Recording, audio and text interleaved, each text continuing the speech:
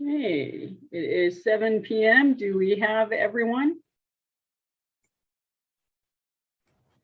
Okay, we are waiting for city attorney to log back on. He's on. I don't have a video Oh, no. or audio. Yeah. Adam. I'm here. Oh, there you go. Okay. We're good to go. Yep, I think we're good to go. Okay, thank you. Good evening. This evening I call the regular city council meeting to order at 7 p.m. We met earlier for a closed session and all council members are present. Tonight, our invocation will be led by Pastor Bob Stebbing from Cornerstone Bible Church, and our Pledge of Allegiance will be led by Council Member David Friedendahl. So with that, those who are able, I invite you to please stand as Pastor Stebbing leads us in the prayer and Council Member Friedendahl in the pledge. Let's pray. Dear Lord, thank you for the opportunity to gather here on Zoom, and thank you for each person on the council tonight. Thank you for their dedicated service to this city and their willingness to put in the time and effort to govern as representatives of the people. Would you bless them, encourage them, strengthen them, and empower them to do good works. Bless them with good health and protect them against the coronavirus. I ask that you would protect our city from any more variants of COVID. Watch over our first responders and medical community. Be with our teachers, administrators, and students as they begin this new school year. Keep them safe. Thank you for the city staff that makes this meeting happen, for the managers, legal counsel, administrative assistants, and all the staff. Would you bless them in their work and remind them of all the great things that happen here as a result of their efforts. Lastly, thank you for each person attending tonight's meeting. Give them ears to hear and peace of mind to understand.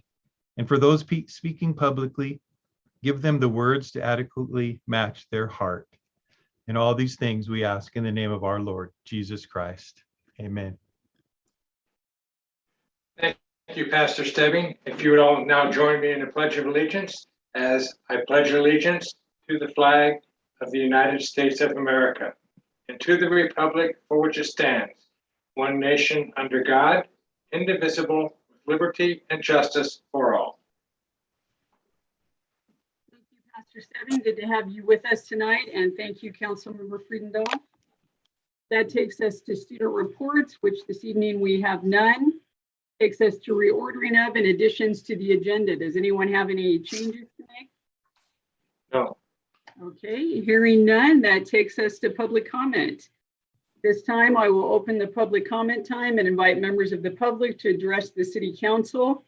You can address the council on items both on and off the agenda. You will have 3 minutes to speak. You can use the raise hand icon. And so at this time, do we have anyone wishing to speak? Yes, thank you, Mayor. We do have Joe Sino's raised his hand to speak at this time during public comment. Joe, are you there? Yes, I'm here. Great. Okay, you've got 3 minutes. Thank you. Thank you. Mayor Davis, City Council, City Staff, my name is Joe Sina, President and CEO of the Glendora Chamber of Commerce. I thank you for allowing me to speak this evening. First off, the Chamber and the Glendora Kiwanis Club held our 33rd annual Flashback Car Show back in August. And we'd like to thank the city, the staff, and the Glendora Police Department for all the work that was done to help make that event possible. Without your assistance and letting us do it, it wouldn't have been possible, and it wouldn't have allowed a great group of community members to come out and enjoy a fantastic night, which people were ready for. I've had nothing but great comments about, beautiful weather and a lot of great people had fun. So again, thank you again, and yeah, thank you. The Chamber has also started our live networking events and opportunities. We invite the business community to take part in those and all the things the Glendora Chamber has to offer. There's really no reason not to be part of the Chamber. We are the marketing arm and a voice of this city. So check us out, and I invite you to be part of it. Also, I'm excited to finally be able to see what can come about in your discussion on item 17. For those that don't know, for the last several months, the chamber has been talking with city staff to see what can be offered to the business community out of the funds received from the ARPA funds. Our businesses need it, and in many cases, pretty fast. One request I do have is that through your discussion and thinking about that you help fund the most important things first. I know there's a lot of things that need to be done, but there's also a lot of help that's needed. So that's a request. So I look forward to seeing what is discussed later tonight, and just know that I'm willing to continue to participate in that discussion if you have any questions between now and when the final approval is done. So again, I thank you for the opportunity to be part of all the discussions with the city, and have a great rest of your meeting. Thank you. Is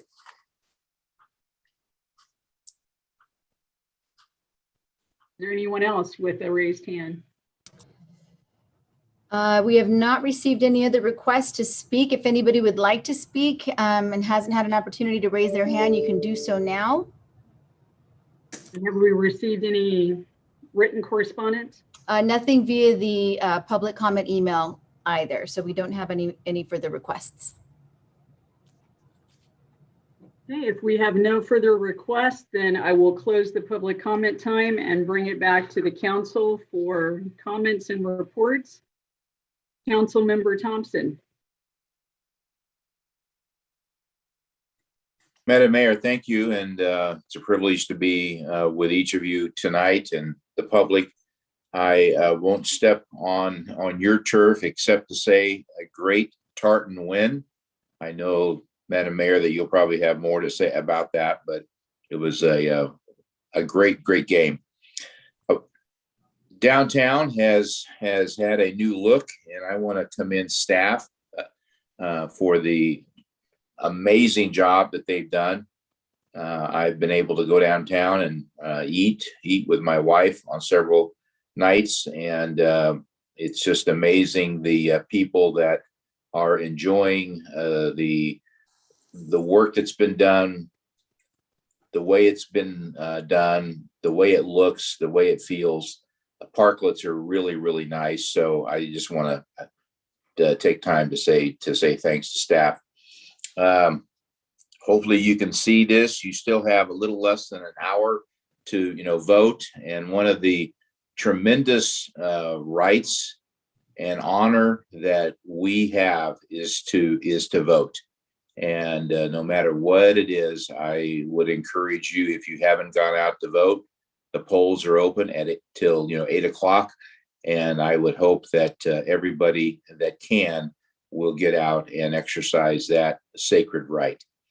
Lastly, I want to provide everybody a video, the progress at our goal line. You'll see 3 specific things. You'll see just some of the general work that's going on. You'll see the way a bridge is being built, and that's just an incredible feat. And so you'll see some images there. And then lastly, you will see the railroad cars that carry the rails, and those have been dropped off. This was the second round of those. Those rails are somewhere like 1,650 feet long, and each rail weighs 61,000 pounds. And it's pretty interesting to watch how they are laid. And so with that, I think that Kathleen should have a video and hopefully have the sound. So sit back and enjoy.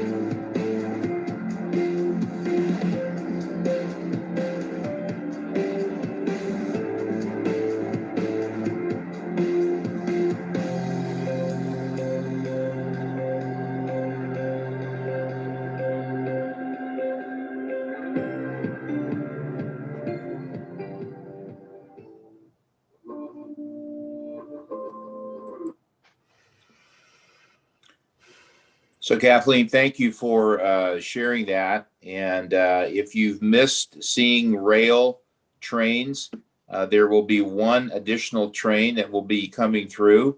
And I think it's just an incredible sight to see 50 sticks, quote unquote, of rail at 61,000 pounds each to be laid down. There's over 266,000 feet of rail that is going in. As you can see, the bridges are being built. In probably the next 4 to 6 weeks, the building of some of the bridges, and there's 3, 66, Route 66, Lone Hill, and then Foothill, and Grand. You will see more work being done, and so there's a lot of stuff going on. I could take more time, but we've got a busy night. So, Madam Mayor, I just wanted to give everybody a update, and if there's questions from anybody, please feel free to reach out and let me know, and I'll get back as soon as I can. Thank you. Thank you. Councilmember Alawaz. Thank you, Madam Mayor. First, I'd like to congratulate June and her team on their September 3rd PAFR certificate issued by the Government of Finance Office Association. Well done to June and your team.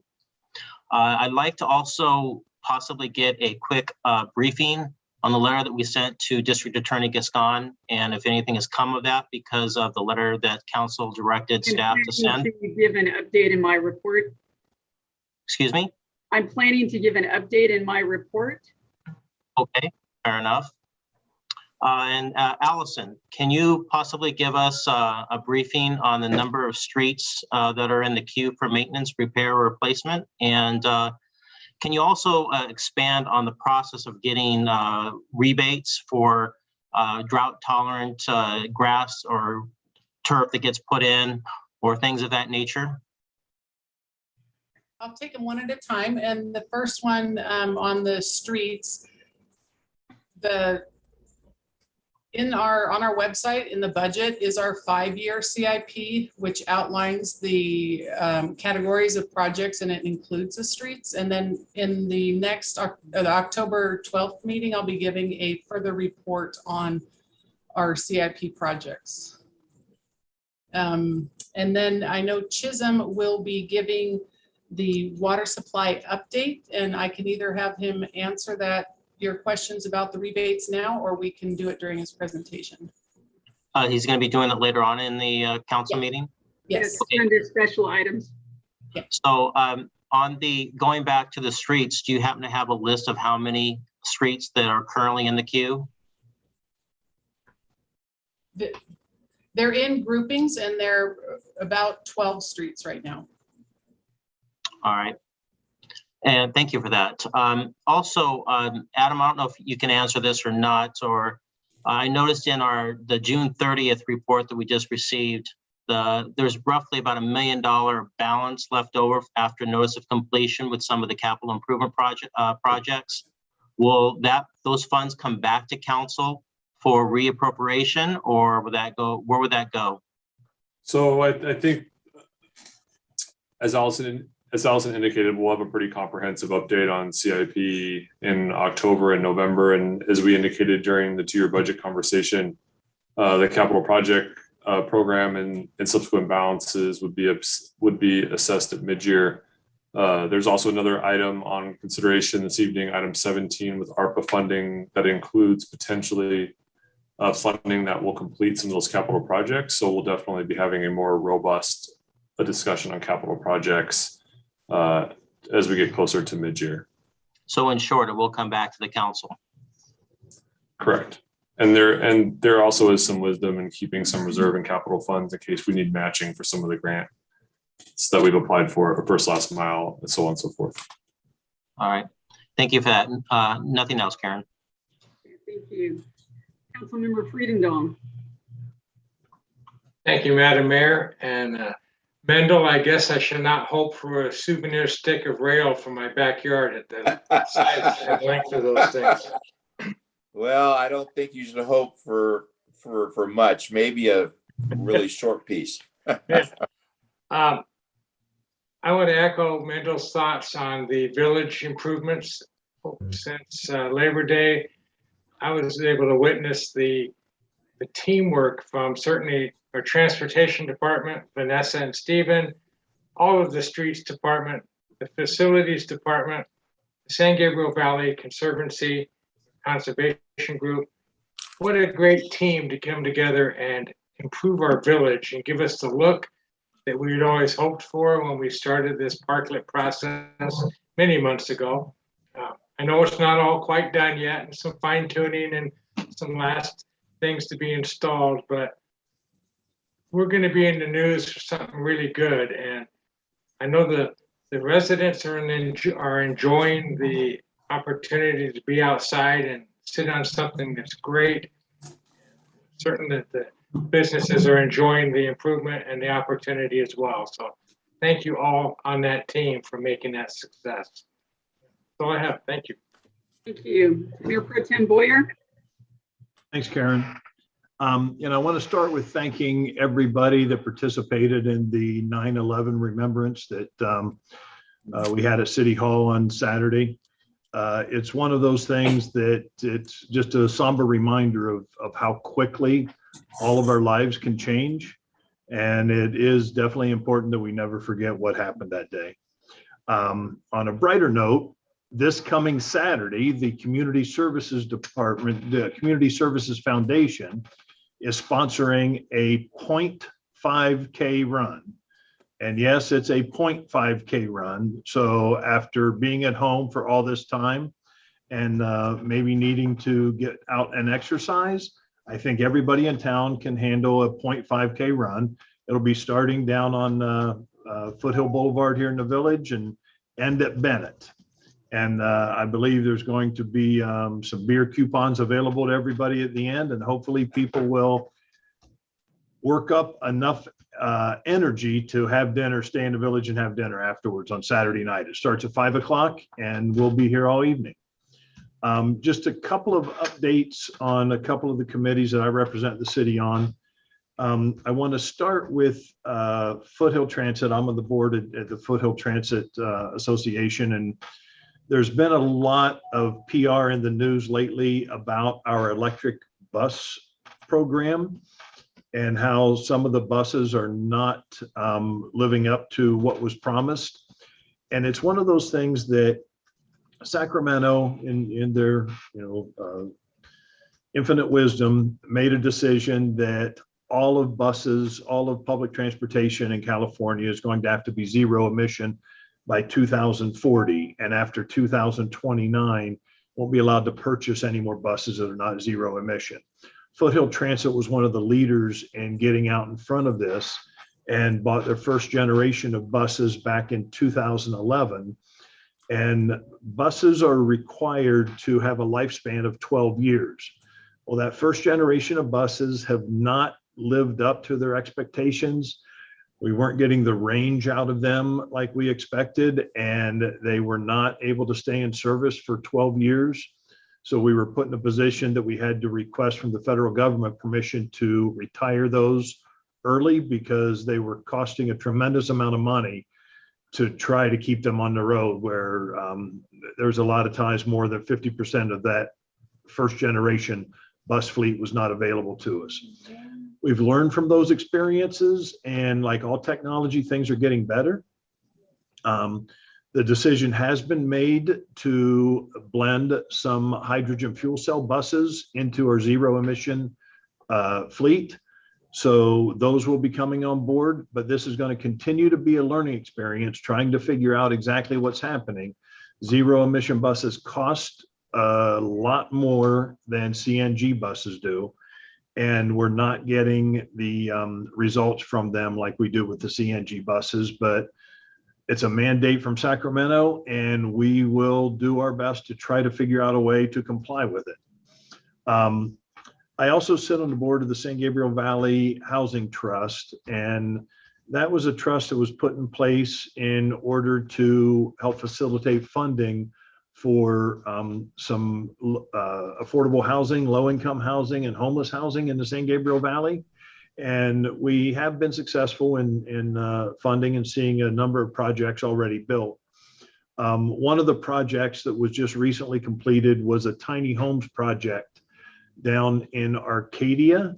The unfortunate thing was that after the project got built, Los Angeles County has not been able to provide the funding to operate the community.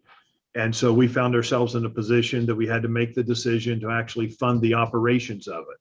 It's a little disappointing that we have implemented our Measure H and the funding is available, but for some reason it's not getting to where it needs to be. So hopefully we will, we made the decision to fund the operations for 1 year. Hopefully by the end of this year, LA County will have it together enough to be able to fund this moving forward. And we hope to continue to fund some additional housing in the San Gabriel Valley. That's it. Thank you. Thank you. As Mendel was alluding to, there is the football game each year where Glendora High School plays against Charter Oak, and then the winner of that game is given the Mayor's Cup as a congratulatory part of that. And this year, Glendora High beat Charter Oak. We are working on a time and place, given that our council meetings have been via Zoom. Going to explore the option with the football team if there is another time and location that the council could make that presentation. So stand by and we will let you know when and where that will take place.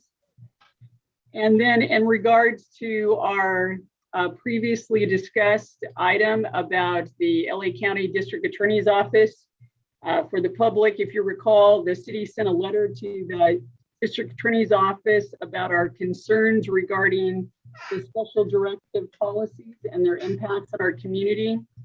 That letter was sent on July 14th, 2021, and it could be read on our city's website. Staff from the PD and the city manager's office recently met with 5 representatives of the District Attorney's Office on September 2nd, and these are some of the highlights from that meeting. The District Attorney's executive team reviewed all of the cases originally declined for charges based on the special directives. Of those cases, 10 are being reconsidered. The District Attorney's executive team will review all traffic-related cases that have been rejected subject to the special directives and work with the city on moving future cases to traffic court. And then within the next 30 to 60 days, staff from the DA's executive team and our local filing office in West Covina will meet to determine how to handle repeat offenders whose initial crimes were not prosecuted. And then also within the next 30 to 60 days, staff from the DA's executive team will work with the city on possible alternatives to incarceration programs that the city can access. Currently, the county's alternatives to incarceration, also known as ATI, is targeting 10 startup locations in the county. The closest of those startup locations is Pomona. And so the city of Glendora has requested information on how those plans can be broadened and how other cities could be part of that and possibly other programs that could be started up so that more of LA County can participate in that. So overall, the meeting with the DA's office was productive and it is helping us to set a framework for future meetings, which they agreed to meet with us again. And we'll continue to discuss the directives and the impacts that it has on the city of Glendora. So with that, I will turn it over to Mr. Raymond. Do you have any reports tonight, sir? I just wanted to add one thing really quick. Special thank you to the Transportation Division for those individuals wanting to vote but did not have a ride to a voting center or drop box. We offered that program and were able to pick people up from their house and drop them off. So special thank you to them. And with that, Mayor, I turn it back to you. Thank you. Mr. Winder, anything that you would like to share tonight? Thank you, Madam Mayor. I thought I would give a very quick update on pending litigation in the city in a non-privileged environment. If you'll recall, when we inherited, when we became your city attorney, we had some 13 litigation matters pending. We have resolved all of those. We're down to 3 pending cases that our office is handling. The first one is the so-called Acosta case, which is primarily targeting the city of Chino in an excessive force, unlawful arrest, violation of constitutional rights, lawsuit in federal district court. I sent to staff, but forgot to send to the council until I sent it today, a recent ruling that has limited the city's remaining involvement in that case to a single claim.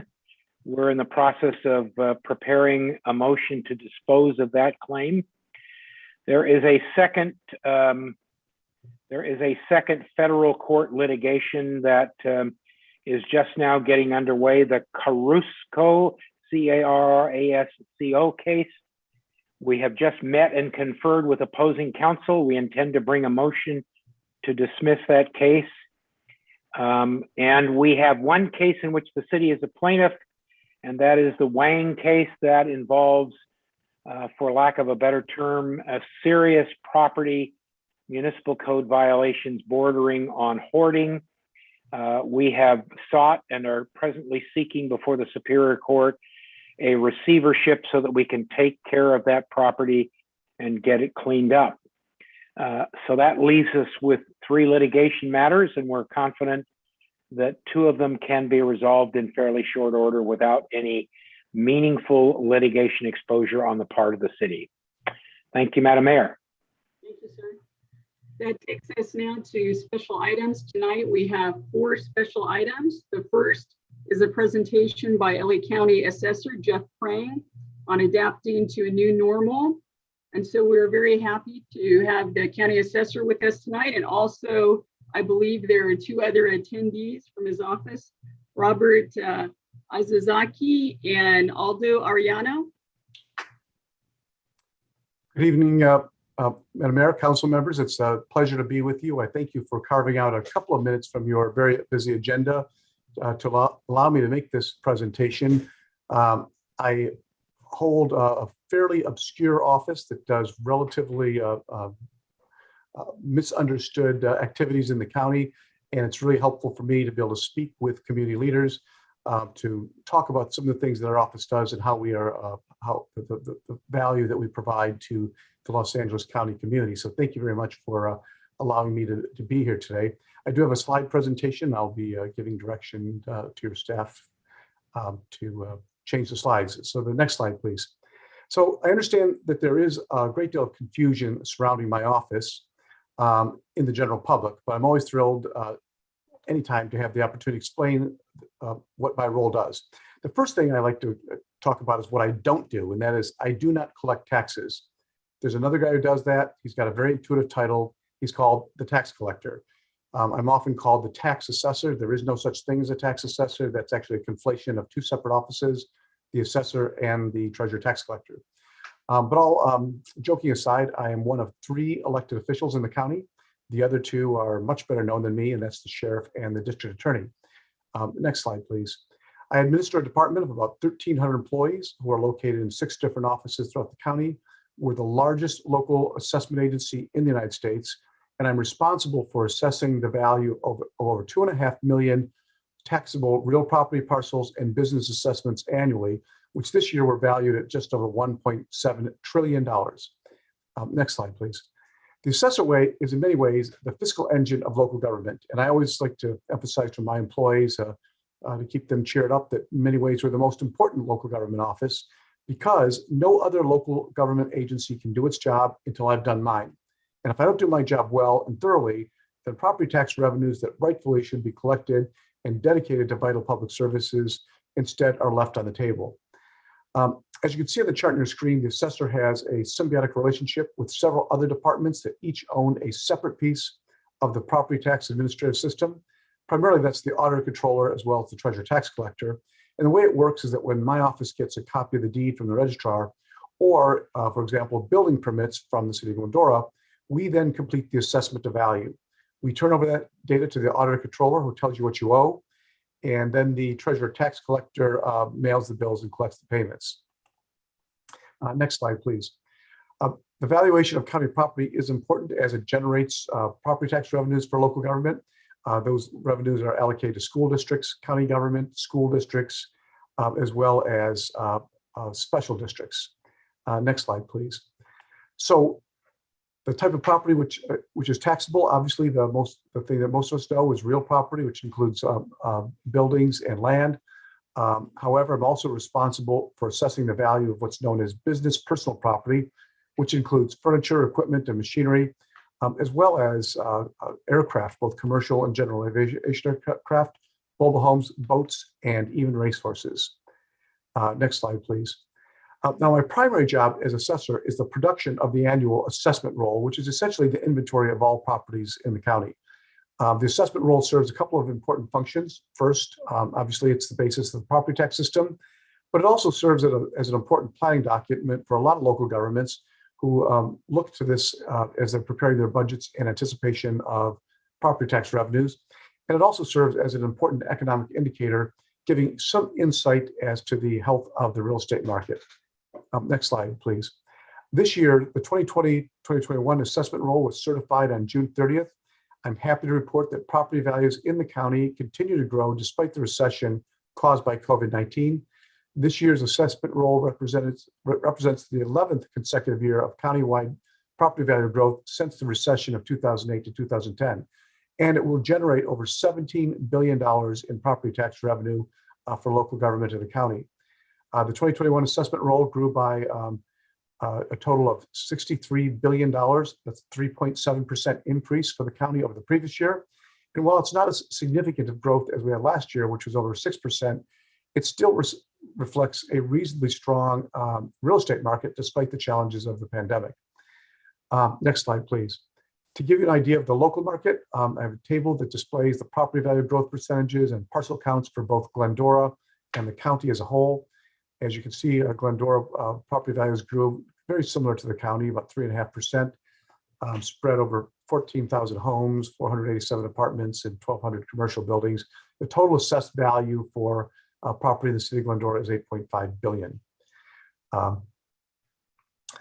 Next slide, please. Despite COVID and the recession that continues to accompany it, as I stated, the real estate market has done relatively well. In Glendora, the median sales price for a single family home, not including condos, rose 12.6% year over year in August. And our current data shows the median sales price for a single family residence at $800,000. Prices rose dramatically over the past year as we witnessed a flood of buyers in a competitive market. Limited inventory and historically low mortgage rates were the primary drivers of the increasing housing costs. We're expecting this trend to continue as more buyers continue to enter the market and look at attractive cities like Glendora to call home. I've got another chart here which compares the median sales price of Glendora for the county for easy comparison. Glendora is just slightly under the county average for median sales price. Next slide, please. On the other end of the spectrum, we did see a lot of businesses that were hurt due to the pandemic, especially office space, retail space for restaurants and retail stores, as well as hospitality that struggled to maintain operations due to the restrictions placed on businesses for health and safety reasons. Next slide, please. Speaking of which, I do know that as the leaders of the community, you have regular contact with a lot of local businesses, especially those that make Glendora so unique. I understand that the impact that the COVID-based restrictions had on business operations during the pandemic. Glendora is the center of a thriving localized retail center, and many of these local operations were forced to close their doors for an extended period of time. This caused a lot of taxable business property, such as machinery, furniture, and equipment, to go unused, and as a result, may have experienced a reduction in value. And as a response, my office has been proactively providing property tax relief to date to over 47,000 small businesses countywide to reflect the impacts of COVID. Thus far, we've reduced those values by about $210 million. In Glendora, we reduced the personal property assessments for 444 businesses out of 1,190 that have been paying the business property tax. This represents about a reduction from about 37% of all business property in the city, and it's about a $1.3 million in value reduction. Next slide. I want to change the topic for a minute to talk about something that's a little bit more timely, and it's a new law called Proposition 19. This was adopted by the voters last fall. It makes some changes to Proposition 13, and the measure does two primary things. Next slide. The first component, and the one that was most popular with the voters, is that this will now allow a homeowner who's over 55 years of age, severely disabled, or the victim of a natural disaster to transfer their property tax base with them when they sell their home and buy a new one. It expands the benefits for homeowners over the previous law. It allows you to buy a home anywhere in the state, to transfer that tax base up to 3 times, and to buy a home of any value. The second component of Prop 19 deals with the transfer of property between family members, specifically between parents and children and grandparents and grandchildren. This component is actually a reduction in the property tax benefits that previously existed for transfers between family members. Under Prop 19, the only property that your children can inherit along with the tax base is your primary residence. No other property now qualifies. Under the previous law, your children could inherit your property and its tax base and up to $1 million in additional property without reassessment. Secondly, in order for your child or grandchild to qualify to inherit the property and the tax base, they must make that home their primary residence within 1 year of the transfer and file the homeowner's exemption. Prop 19 also puts a limit on how much value of the primary residence is inheritable by your children for tax purposes. Generally speaking, if the home is worth less than $1 million, they can inherit the home and the tax base, and there'll be no change in assessment. But once that property exceeds $1 million, there will be a new tax rate. There'll be a blended rate of the inherited rate up to $1 million and a market-based rate for that value over $1 million. There's a lot of ambiguity still in the law. The law was written quickly with a lot of deficiencies that are making it hard to enforce. We're waiting for the legislature to pass legislation and for the governor to sign it that will help clarify a lot of the questions that people have. In the meantime, we have, next slide, please. We have created a special webpage to help property owners understand Prop 19. If you're in a scenario where your taxes might go up, there's a couple of calculators that will help you determine what your new tax rate would be. Next slide, please. The last thing I want to talk about is I want to talk about tax savings programs that are available for everyone here in Glendora. Now, I emphasize that I am not the tax guy. I don't collect taxes, but I do manage the programs to help people save money on property taxes. And we've got a number of programs for seniors, veterans, homeowners, victims of natural disasters, nonprofits, to name a few. Last year, we provided taxpayers with about $650 million in savings through various exemptions and exclusions. But the one I want to talk about this evening is the homeowner's exemption. It's the most accessible program. And it's available to anyone who owns their home and occupies it as their principal residence as of January 1st. It reduces the assessed value by $7,000, which saves you about $70 a year on your property tax. So I know it's not a lot. The legislature established that rate back in 1970 and hasn't adjusted it. However, we do estimate that about a third of county homeowners don't file for the homeowner's exemption simply because they don't know about it. And as a result, about $30 million in savings go unredeemed every year. In Glendora, we estimate that nearly 32%, or almost 4,000 eligible homeowners, do not claim the homeowner's exemption. Unfortunately, it's a one-time application. All you need to do is download it from our website and mail it in. You only have to do it once. It sticks with you as long as you own the property. This is one of those areas where I would be welcome the opportunity to work with your city to see if we can help get those people who want the savings to be able to apply for them. I know things are tight right now due to the pandemics. People may not be working, money may be tight, they may be on fixed incomes, and then, well, $70 may not seem a lot. To some people, it might be really valuable right now. But that pretty much wraps up my update and the introduction of my office. I'm happy to take questions, but before so, I did want to encourage everybody to visit my new website at assessor.lacounty.gov.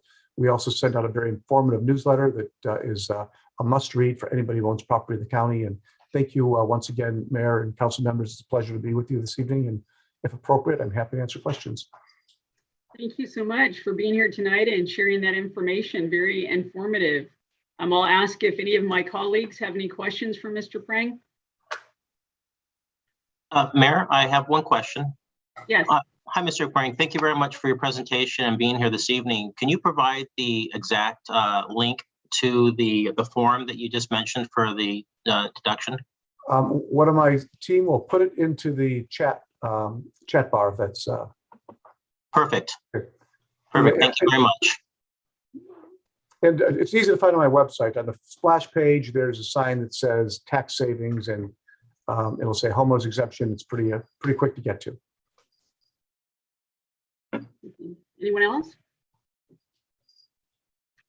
Well, again, thank you so much for taking time to be with us tonight and share that information. Hopefully, folks will avail themselves of that savings as well as all of the other valuable information on your webpage. So thanks again for being here. Thank you, Mayor. Thank you, Council. Great to be with you this evening. Thank you. Thank you. That takes us to our next special item, City Manager Adam Raymond to update us on COVID-19 and reopening of the economy. Good evening, Mayor, City Council. I know that's a packed special items, and I'll be brief this evening. The big news of late on the COVID and reopening the economy front is President Biden's announcement of all employers over 100 people and a vaccine mandate. As we've seen over the past several months, we've had vaccine mandates, state of California employees, healthcare employees, city and county of Los Angeles, city of Pasadena, city of Long Beach, and a couple other LA county cities. While it is too early to review some of the language in the federal OSHA framework, which has yet to be released, we expect that Cal OSHA, which is one of 24 certified OSHA plans, will release additional guidance within the next week to 2 weeks, at which time we'll have a much better understanding of who the new vaccine mandates apply to and how we go about handling if it's applied to our employees.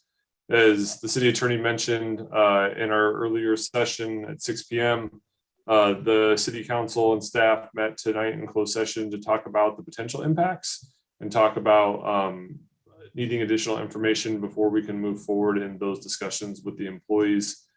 Throughout the pandemic, we've had open conversations with our employees and work with them through through any of the issues that come up. Currently, staff is working on a free testing site to be established in the city, potentially at a city facility, in light of some of the increased requirements, specifically as it relates to youth sports and the requirements for those 12 and older to receive a COVID test.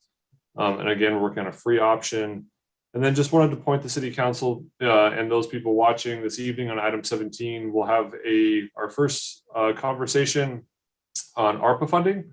It's $7.5 million that'll be received in 2 tranches. The first tranche has been received. The second tranche of a little more than $3 3/4 million will be received in May of 2022. So tonight is just the first discussion, and we look forward to coming back in October with a final amount. Special thank you to Joe Sino, who's on this call, who worked with us to help us put some parameters on the potential amount we will look to invest in our local businesses, which is currently $1 million. At this time. So with that, turn it back over to you and a couple of big items on our special items this evening. Thank you. That takes us to our next special item, an update on Senate Bill 1383, a presentation about from Cal Recycle and Athens Services. So I will invite Management Analyst Ampig to introduce the item. Thank you, Mayor and Council.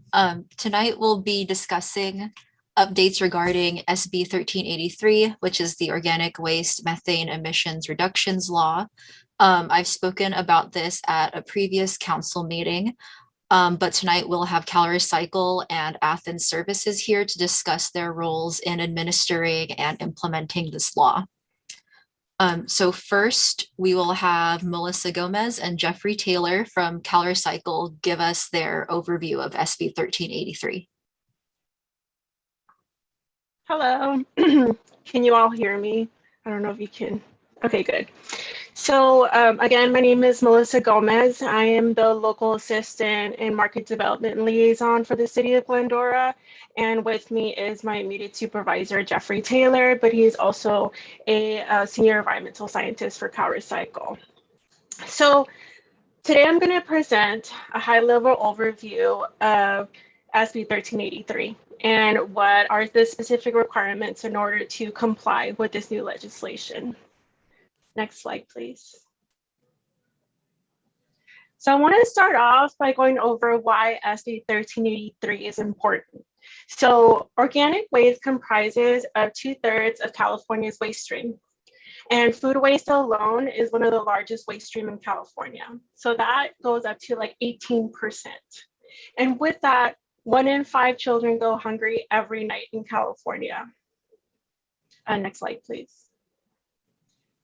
So SB 1383 is a part of California's larger strategy to combat climate change. So the law was designated to reduce global warming superpollutants like methane. And methane is 84 times more potent than carbon dioxide. So in landfills, which are one of the largest producers of methane, organic waste material breaks down and methane is created through that. So we need to move away from landfilling organic waste like paper, food, and yard waste. Next slide, please. So SB 1383 is a statewide target. And so its goal is to reduce organic waste disposal by 75%. And with that, increase edible food recovery by 20% by 2025. So organic waste is actually defined broadly in the regulations, and it includes food waste, paper, cardboard, green waste, organic textiles and carpet, lumber, wood, biosolids, digestate, manure, and sludges. So it's a long list. And CalRecycle has been collaborating with jurisdictions and other stakeholders for almost 4 years to complete this regulation. And it was finalized in November 3rd, 2020. Next slide, please. But what are the overall benefits of SB 1383? So with full implementation, we would have improved air quality, less landfill waste, providing millions of meals to Californians, and we're creating new green jobs. Next slide, please. So here are some key implementation dates throughout the rulemaking process. It's actually really important to know that the regulations become enforceable January 1st, 2022. So this means that starting January 1st, 2022, jurisdictions must have their programs in place, and CalRecycle can enforce actions on jurisdictions and other entities. And in 2024, jurisdictions will be required to take enforcement against non-compliant entities. So next slide, please. So this is a jurisdiction's responsibilities. 1, a jurisdiction will be required to provide organic waste collection services to all residents and businesses. And what we refer to that is automatically providing service or universal service. And so the resident or business is automatically provided the service rather than subscribing to it. And the regulations standardize container colors across the state, but that you'll have more time to do because that will need to be fully implemented by 2036. But we do require that jurisdictions add a label onto each new container or lid, and that will be enforceable in 2022. And then jurisdictions do have the ability to issue 3 types of waivers, and those are de minimis waivers, physical space, and collection frequency waivers. So number 2 is to establish edible food recovery program for all tier 1 and tier 2 commercial edible food generators. I will go over this in a little bit more detail on a different slide. Number 3 is jurisdictions must conduct annual education and outreach to all generators. Number 4, jurisdictions must also procure certain levels of recovered organic waste products. So that can include compost, renewable gas, or electricity from biomass conversion. And so with that, each jurisdiction will have a minimum procurement target that is linked to its population. And you are required to purchase recycled content paper and paper products if price and performance are comparable. And then ChriSiCle will notify jurisdictions of their target prior to January 1st, 22. And we do have a calculator online, but your city staff has been fully implementing this or utilizing this. Number 5, each jurisdiction must plan for adequate capacity for recycling organic waste and edible food recovery. But each county will lead this effort by coordinating with cities, special districts that provide solid waste collection services, and regional agencies located within the county. ChriSiCle does have a tool for organic waste capacity planning and edible food recovery capacity planning on our website, but your city staff has been utilizing this as well. And then number 6, jurisdictions must monitor compliance and conduct enforcement. So monitoring education will begin 2022, and then jurisdictions are required to maintain records and keep information in an implementation record. Next slide, please. So we also want to highlight that SB 1383 extends beyond directing waste management and recycling operations and staff. So this slide shows that every department within local government will be affected and will have a role to play. So each department will need to understand how SB 1383 impacts their work. And the jurisdiction should be thinking and planning for staff they need, whether they will task their direct service providers to staff some activities, or whether they will contract with other entities, such as your environmental health inspectors or consultants. Next slide. So jurisdictions are responsible for implementing an edible food recovery program in their communities. And so with that, it includes providing education and outreach, assessing capacity of existing edible food recovery and expanding existing infrastructure, conducting inspections of tier 1 commercial food edible food generators and food recovery organizations and services, and that's by 2022. An inspection of tier 2 commercial edible food generators, and that's in 2024. And inspections should be at a level or rate to adequately determine compliance within the requirements. So that doesn't necessarily mean that it would be an annual inspection. And then beginning 2024, jurisdictions must take enforcement action on commercial edible food generators that are out of compliance with the edible food recovery requirements. There are record keeping and reporting requirements that go along with this as well. Next slide, please. So there are some mandates for jurisdictions or requirements. And so that includes by January 1st, 2022, jurisdictions are required to have an enforcement mechanism or ordinance in place. And between January 2022 and December 2023, jurisdictions need to identify businesses in violation of regulatory requirements and provide educational materials to those generators. Beginning January 2024, jurisdictions must take progressive enforcement action against organic waste generators that are not in compliance. But we think that an early robust program will minimize the amount of enforcement action needed. So if a jurisdiction is automatically providing service to its residents and commercial businesses, then there should not be a need for any enforcement to recycling. Next slide. So this one's kind of a long slide for me, mainly because it does talk about the state enforcement, so what ChriSiCle will be overseeing. So ChriSiCle will be directly responsible for ensuring compliance of entities.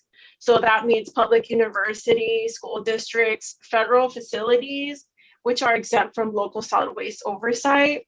But that does mean that, however, jurisdictions are required to provide education and outreach to these entities.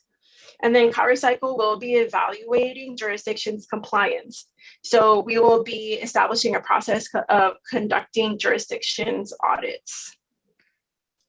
I want to note, though, that SB 1383 is a statewide target and not a jurisdiction organic waste diversion target.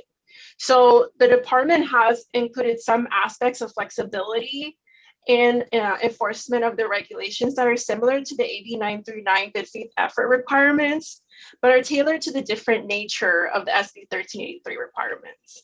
So the regulations allow for CalRecycle to consider a substantial effort made by the jurisdiction and to be put on a corrective action plan. So under these regulations, if CalRecycle determines a jurisdiction is violating one or more of their requirements, let's say, CalRecycle will provide compliance assistance, such as checklists, model tools, and training. But CalRecycle may begin penalty enforcement on regulated entities starting January 1st, 2022. However, the timeline for the enforcement process is not triggered until CalRecycle issues a notice of violation. And so once CalRecycle determines enforcement actions or penalties are necessary, CalRecycle will implement the process outlined in SB 1383. And the regulations include a compliance review and an enforcement process that allows for extended timelines for jurisdictions under certain circumstances. This could be up to 3 years from your issues of notice of violation to come into compliance with the penalties that are issued. So what is this timeline? The timeline for department enforcement action over jurisdictions. Under SB 1383, if CalRecycle makes a determination that a jurisdiction is violating one or more of their requirements, and CalRecycle issues a notice of violation, a jurisdiction will have 90 days to correct. For cases where jurisdictions may need a little more time, the time frame can be expanded to up to 180 days from the date of issuance of notice of violation. And for violators that are due to barriers outside of a jurisdiction's control, so that is extenuating circumstances and the jurisdiction has made a substantial effort, the regulations allow for the jurisdiction to be placed on a corrective action plan, allowing up to 24 months to comply with the date of issuance of a notice of violation. And then an initial corrective action plan due to inadequate organic waste recycling infrastructure capacity may be extended for a period up to 12 months if the jurisdiction has demonstrated substantial effort to CalRecycle. So substantial effort is where a jurisdiction has done everything within its authority and ability to comply. It does not include circumstances where a decision-making body of a jurisdiction has not taken the necessary steps to comply with the chapter, including, but not limited to, failure to provide adequate staff resources to meet its obligations under its chapter, a failure to provide sufficient funding to meet its obligations, or failure to adopt the ordinances or similarly enforceable mechanisms. If a jurisdiction does not demonstrate that they have made enough substantial effort, they would be not eligible for the 2 to 3 year extended compliance deadlines.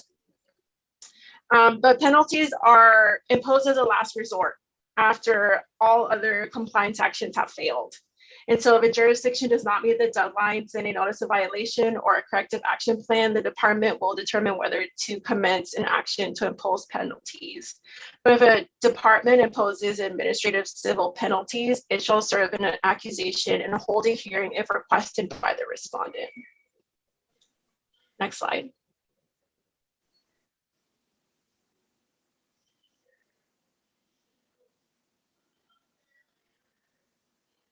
Am I frozen?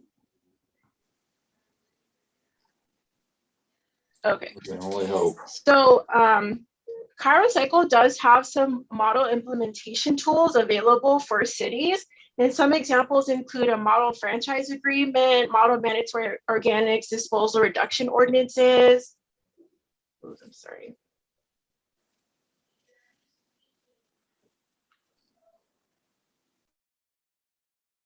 Sorry, my computer froze. Model organic waste, product procurement policy for compost and renewable gas, electricity for biomass, and recycled content paper, as well as a model edible food recovery agreement.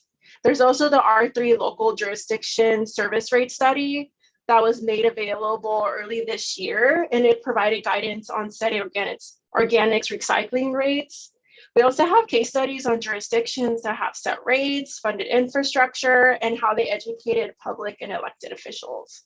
We have more model tools coming up, and then we notify our city staff once they're available. But most of that is on our 1383 website. Next slide, please.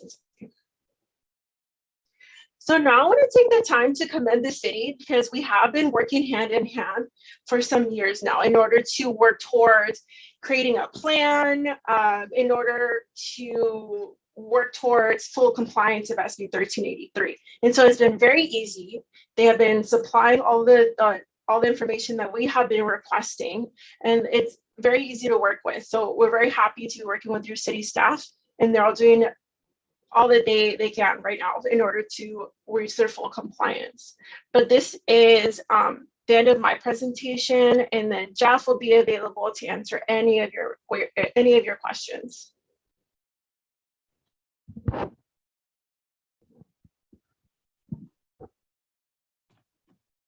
Thank you very much.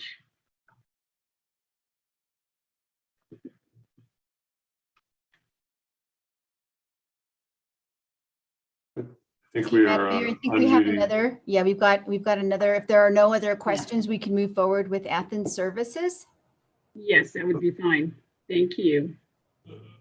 Good evening, Madam Mayor and City Council members. I hope you can hear me. My name is Gary Clifford. I'm a proud Glendora resident, and I am also an Executive Vice President with your waste hauler, Athens Services. And I want to commend CalRecycle on their presentation to you. And I want to let you know that Athens Services has a plan for Glendora that is going to make Glendora be the model of compliance, and our citizens will not lose 1 ounce of their beautiful service that we have as it relates to the amount and quantity of trash that you put out at the curb. So if you could go to our proposal, please, if you could bring that up, which I see, go to page 2, next slide. I'm not going to be repetitive from CalRecycle, but these are just, the next slide kind of shows you the timeline and the dates of when we've been going through these different mandates. And this particular mandate is Senate Bill 1383, and it's a new mandate, and it's an unfunded mandate. So the city has to work with its hauler to try to minimize the impacts to the ratepayer and maximize the services. Now in Glendora, we already enjoy a service that takes pretty much everything that we throw out, and the intent of Athens will be to continue that service. So the next slide will tell you what is organics, and just very quickly, we break out organics as anything that you are going to put into your grain container, grass clippings, flour, everything the flowers that you do right now, but it's going to include food scraps that we have from our table, food soiled paper, and the other things that are identified as organics. And the very cool thing for Glendorans is that the trash cans that you may be able to consider will have a QR code on them. So all you're going to have to do is hold your phone over the trash can lid, and it will tell you what products go in each lid if you choose the model that has those different barrels. And we'll get into that a little later. The next slide talks about enforcement and compliance of 1383. And it's very clear that it's something that the city is responsible for. It's also very clear that the city can authorize Athens to take that responsibility for the city, as you have in the past with AB 939 and 341.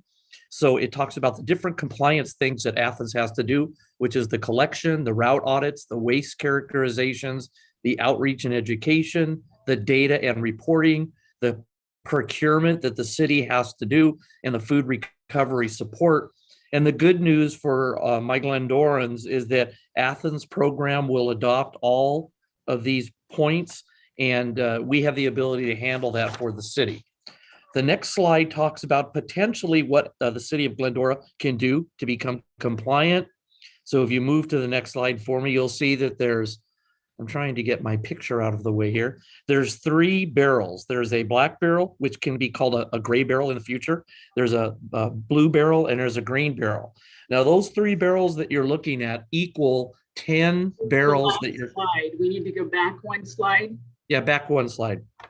Thank you, Madam Mayor. Yes, those 3 barrels represent 10 33-gallon, as you'll see, barrels that you currently have right now. And the idea is that if you look at that black barrel, you're going to be taking approximately 15 to 25% of organics out of what's in that black barrel now and putting it in your green barrel with your grass and plant products. And if you need an additional green barrel, that's okay too. These are just the minimum barrels that you would get if you so choose. I want you to know that we have 3 other cities that have manual service, like Glendora, Temple City, South El Monte, and Azusa. I'm actually in South El Monte tonight in the city manager's office doing this presentation for you. They're adopting the 3-barrel system, and Temple City adopted the 3-barrel system, and Azusa has already had 1 meeting adopting the 3-barrel system to go automated with some other things to help enhance the bulky items. So on this slide, this is potentially what the curbside could look on trash day for Glendora to be compliant with SB 1383 because of the colors of the barrels and the methodology of picking up at the curb. If you would go to the next slide, you'll see what the commercial customers are going to look like. They'll continue to have their mixed waste collection bin. And then currently in Glendora, you have an organics barrel, and Glendora has been very proactive. There's 2 cities out of our 40 cities that have that organic barrel at the commercial collection already available for customers to use. And we're hauling about 100 tons of organic waste a week from the commercial customers right now. So you saw what the residential customer will look like, and this is what the new commercial customer would look like. If you go to the next slide very quickly, it talks about things that we have to do differently. So what we have to do differently now is not only do we have to change the methodology of picking up the waste at the curb, we have to also do route audits, and they're specified by Cal Recycle in the ordinance how we have to do that. So we're purchasing, we took a note from the post office, and we're purchasing right-hand drive Jeeps that will go out and audit and do the job is called lid flipping. And what they do is they go out to 250 random samples of each route once a quarter, and they actually flip the lids and make sure the right product is in the right barrel. They take pictures of it, they document it, they send it to a database, which will generate reports that the city will have access to, Andrea and her team, to be able to report back to Cal Recycle on how well Athens is doing. If you go to the next slide, not only will Andrea and her team have access to the data, Andrea and the citizens and everyone else will have access to, in the bottom right, you can see the participation map, where the routes are and where the trucks are, the contamination per route, a summary of the audits and the actual contamination levels, because we now have to monitor those. If you go to the next slide, you'll see that we have to do quarterly waste characterizations now of the waste stream, both residentially and commercially. So at our MRF, which you're all familiar with, we will have 27 barrels like you see in that middle slide there. And when one of our routes per quarter from the city of Glendora dump at the MRF, we have to physically separate that 10-ton load into these 27 different commodities to identify the exact waste characterization from the city of Glendora to be able to comply to show how much our organics are being taken out of the waste stream and not going to the landfill. If you go to the next slide, you'll see one of the reports that will be generated from that. And the city will have access to this report, and it goes from all the recoverables, paper, plastic, metal, glass, organics, and beneficial reuse, all the way down, and it'll give you the exact amount and percentage of what is being recycled from the city of Glendora. If you go to the next slide, it kind of shows what the outreach is about, which is part of the enforcement and compliance. And as many of you know, I've been a lifelong educator also, so the enforcement is very, very important to us, and the education and outreach. It's going to take a team of about 15 recycling coordinators and some municipal account managers to visit every commercial customer and to visit the residential customers that are on the audits to make sure everybody understands how to comply and make the city of Glendora's waste stream compliant under SB 1383. There's in-person, there's digital, electronic, and then there's actual signage and printing that'll be on each account that will verify that we have been there. If you go to the next slide, you'll see an app that we have that actually our customers and our employees will be using that talk about where that customer is, how the audits went, what they've been doing. It'll have photos of their locations, their bins, what's in the bin, so that CalRecycle and the city of Glendora have access to that information. If you go to the next slide very quickly, you'll see the different things that the Athens portal will have for Glendora that'll be on the city's webpage, and the city staff will be able to access residential audits, commercial audits, our waste characterizations, contamination fines, the food recovery effort, our outreach effort, the customer visits, all of the waivers from people who are exempt from the program, all of our customer logs, and the actual procurement resolution from the city.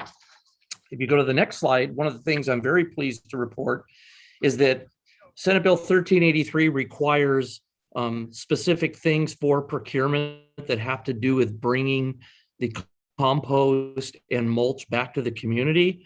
But another thing that makes you compliant in that regard is the use of RNG, which is recycled natural gas or regenerated natural gas, whichever term you want to use. And what I'm proud to report for the city of Glendora is that your trucks already use renewable natural gas. The natural gas that is in every truck that's in the city of Glendora comes from dairy farms and landfills. So we don't even use the gas that is fracked out of the earth. We already use renewable natural gas.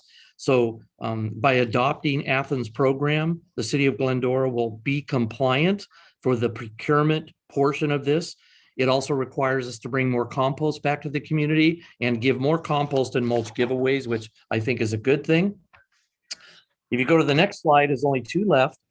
The next slide shows what CalRecycle talked about, which is the food recovery program. And what we will do is we will identify in the city of Glendora all of the tier 1 and tier 2 commercial edible food generators. We will put them in touch with a business and a company that actually will take their food that is edible and reuse it in a positive fashion to give Glendora the credits that it needs to be accountable and compliant for 1383.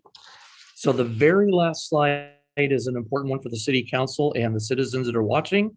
If you have any questions or comments, and I just want you to know that it's my personal commitment and my family's commitment to make sure that the programs that we offer Glendora are going to be state of the art, just like they are now, that they include compliance with SB 1383, but most importantly, that they don't remove the important additional features that we currently have, which is our unlimited bulky program and the other things. Those are all going to be components of what we offer the city of Glendora in our 1383 package. Madam Mayor and City Council, that concludes my report to you, and I'm available for any questions or comments. Thank you very much, Mr. Clifford. Appreciate all the information and appreciate all the information from CalRecycle and the work that all of you are doing to comply with 1383. Are there any questions from any of my colleagues for either CalRecycle or for Athens? Yes, Madam Mayor. Okay. Melissa, will CalRecycle have any physical auditing teams going around and double checking on the work that either our provider or the city performs?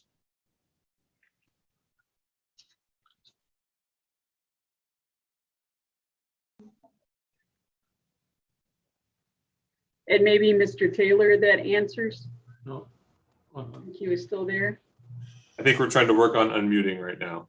Oh, okay. Can you hear me now? Yes. Mr. Alawos, did I pronounce it right? Close enough, good enough. Okay, yes, CalRecycle, we're currently under a reorg for 1383. And we will have a compliance unit and a local assistance like we do now.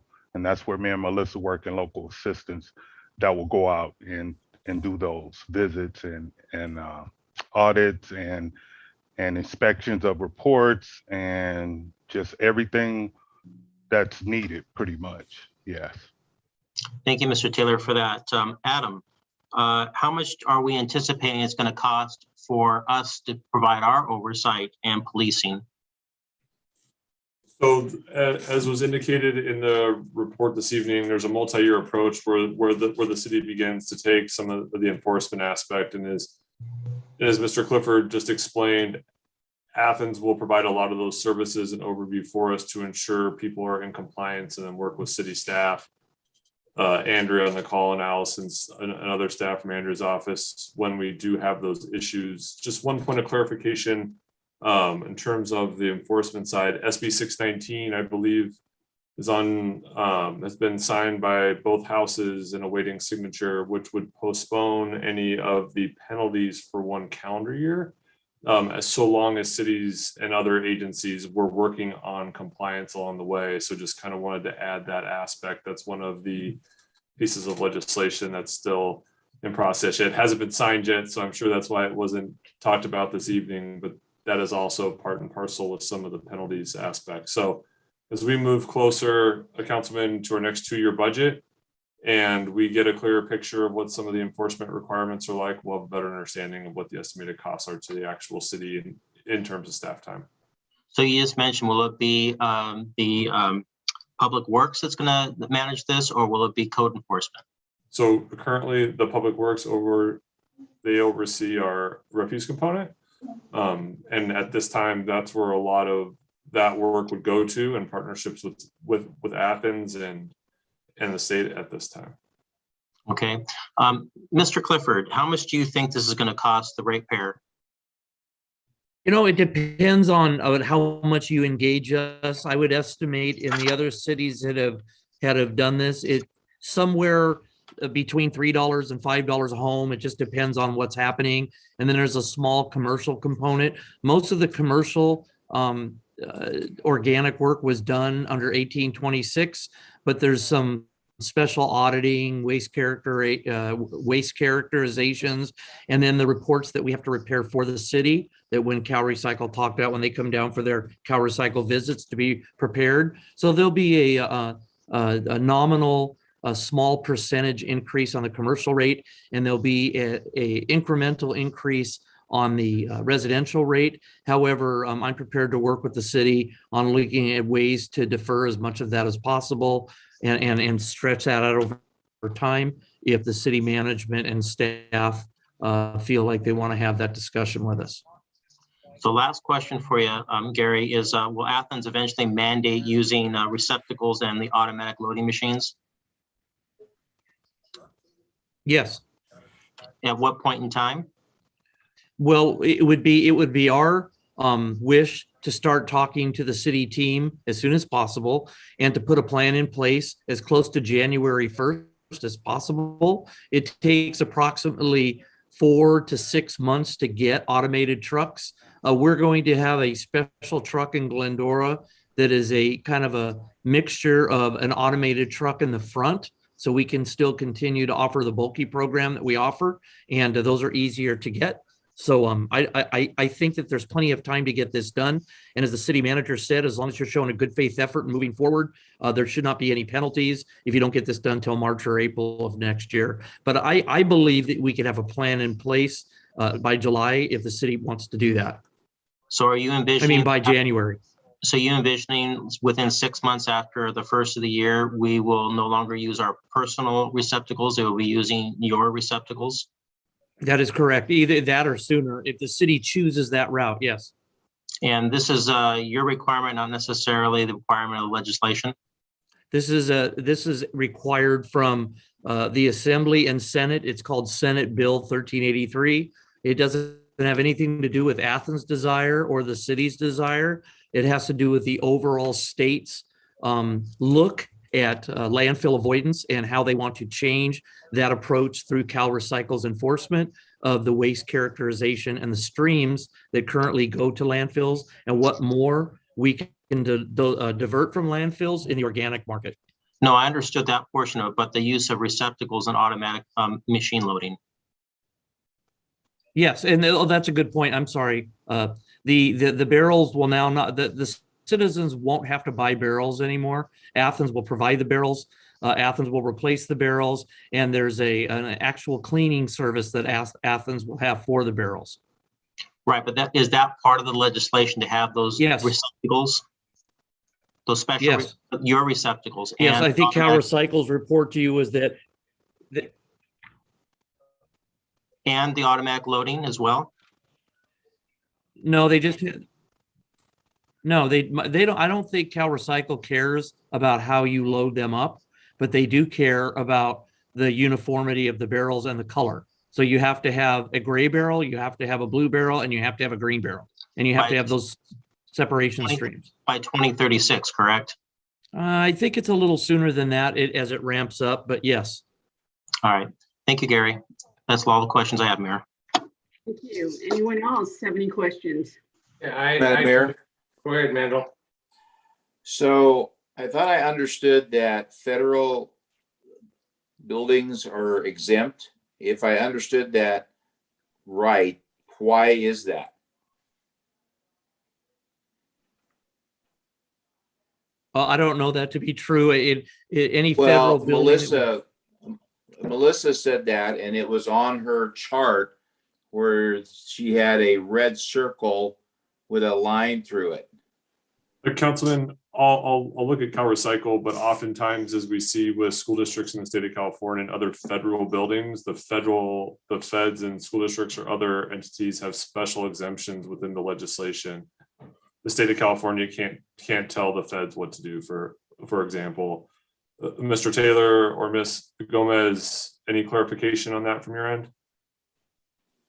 Yeah, you're correct. We have no jurisdiction to that. The only thing that we have jurisdiction to say to the to say, we could say that we want the jurisdictions, they have to still provide education and outreach, which is what's in the legislation.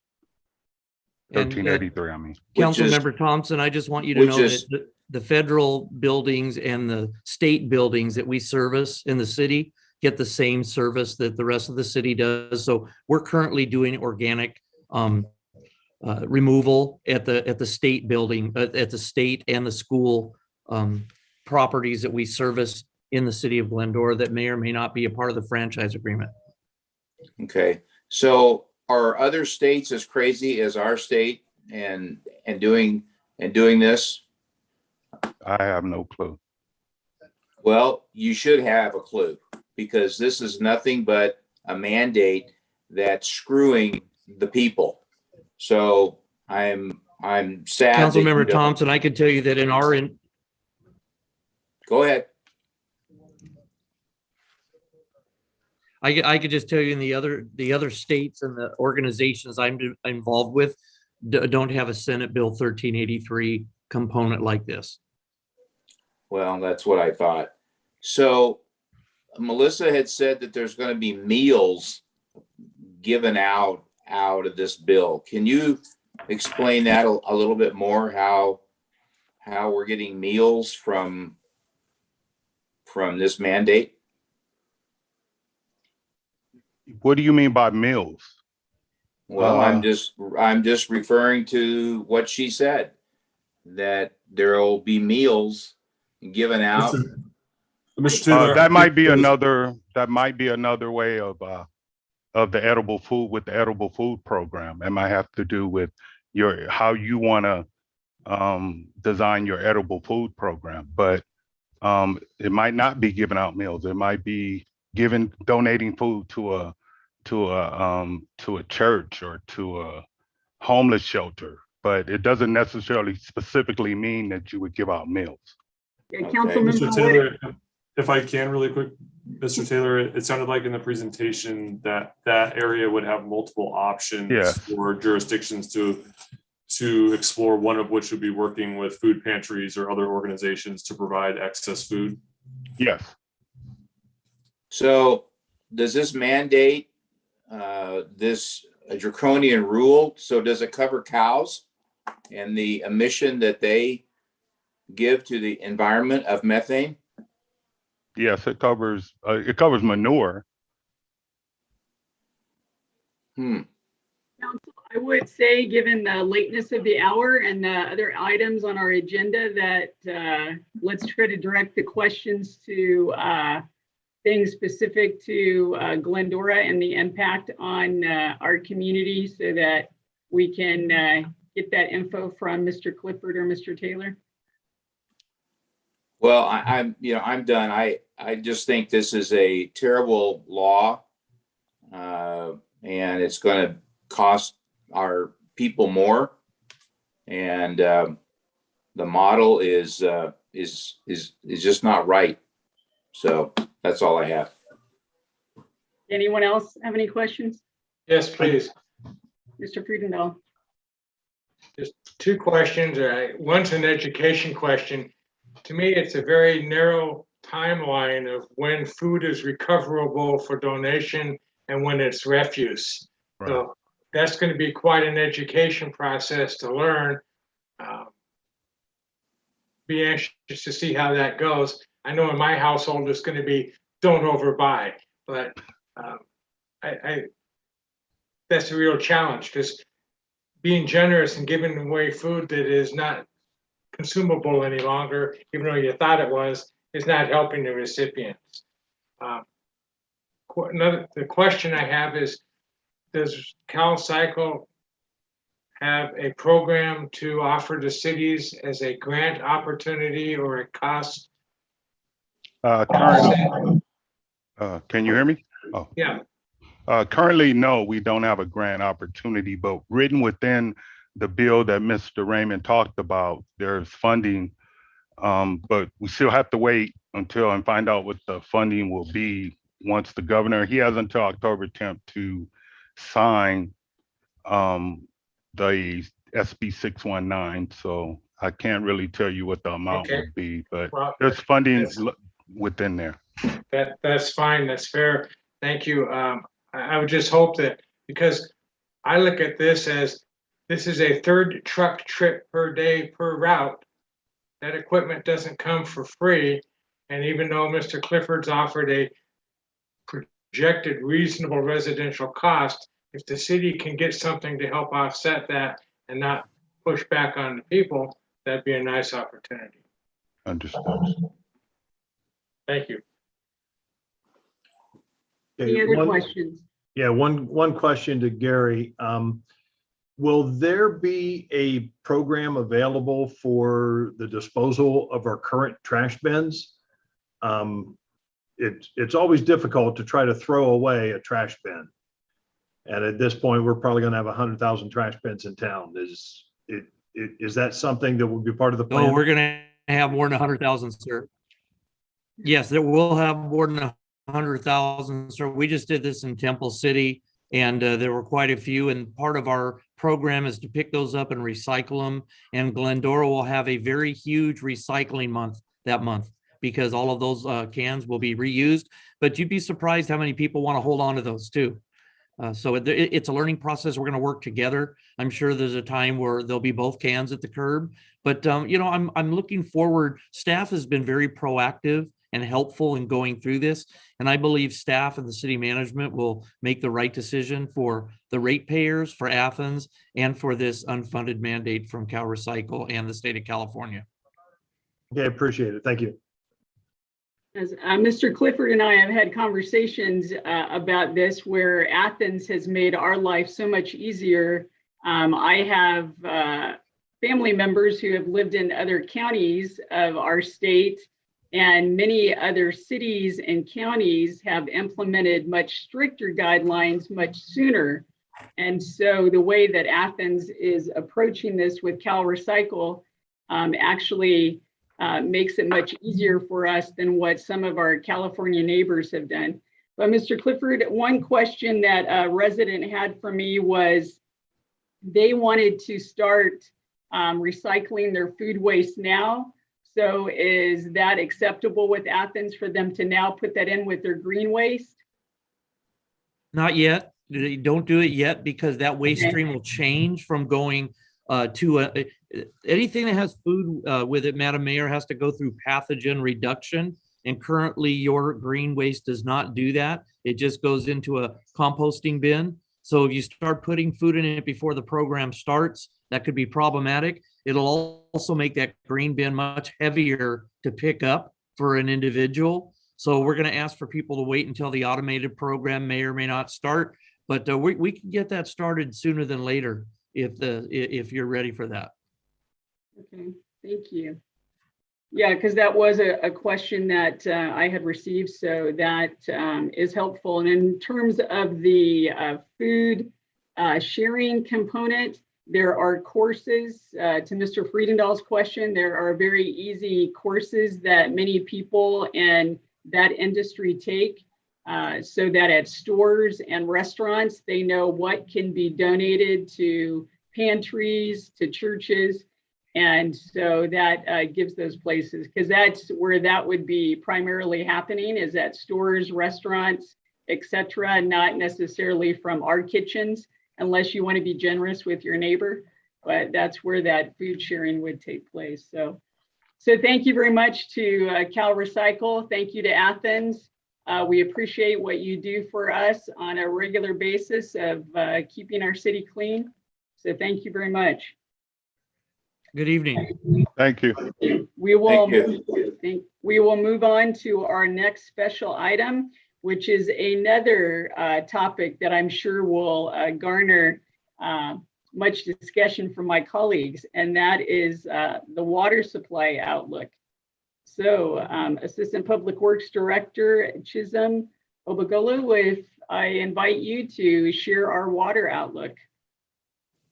Okay, thank you. And good evening, Madam Mayor, members of the council. Once again, my name is Chisholm Obagolu, Assistant Director here with the City of Glendora. And today I'll be providing an overview on our water supply and really talk about some of the challenges we're currently facing from a regional and local perspective with regards to this current drought we're currently in. Next slide, Evia. So on the agenda this evening, we'll discuss the two systems in which we utilize to import water to Southern California, as well as the current state of our local water supply. Next slide.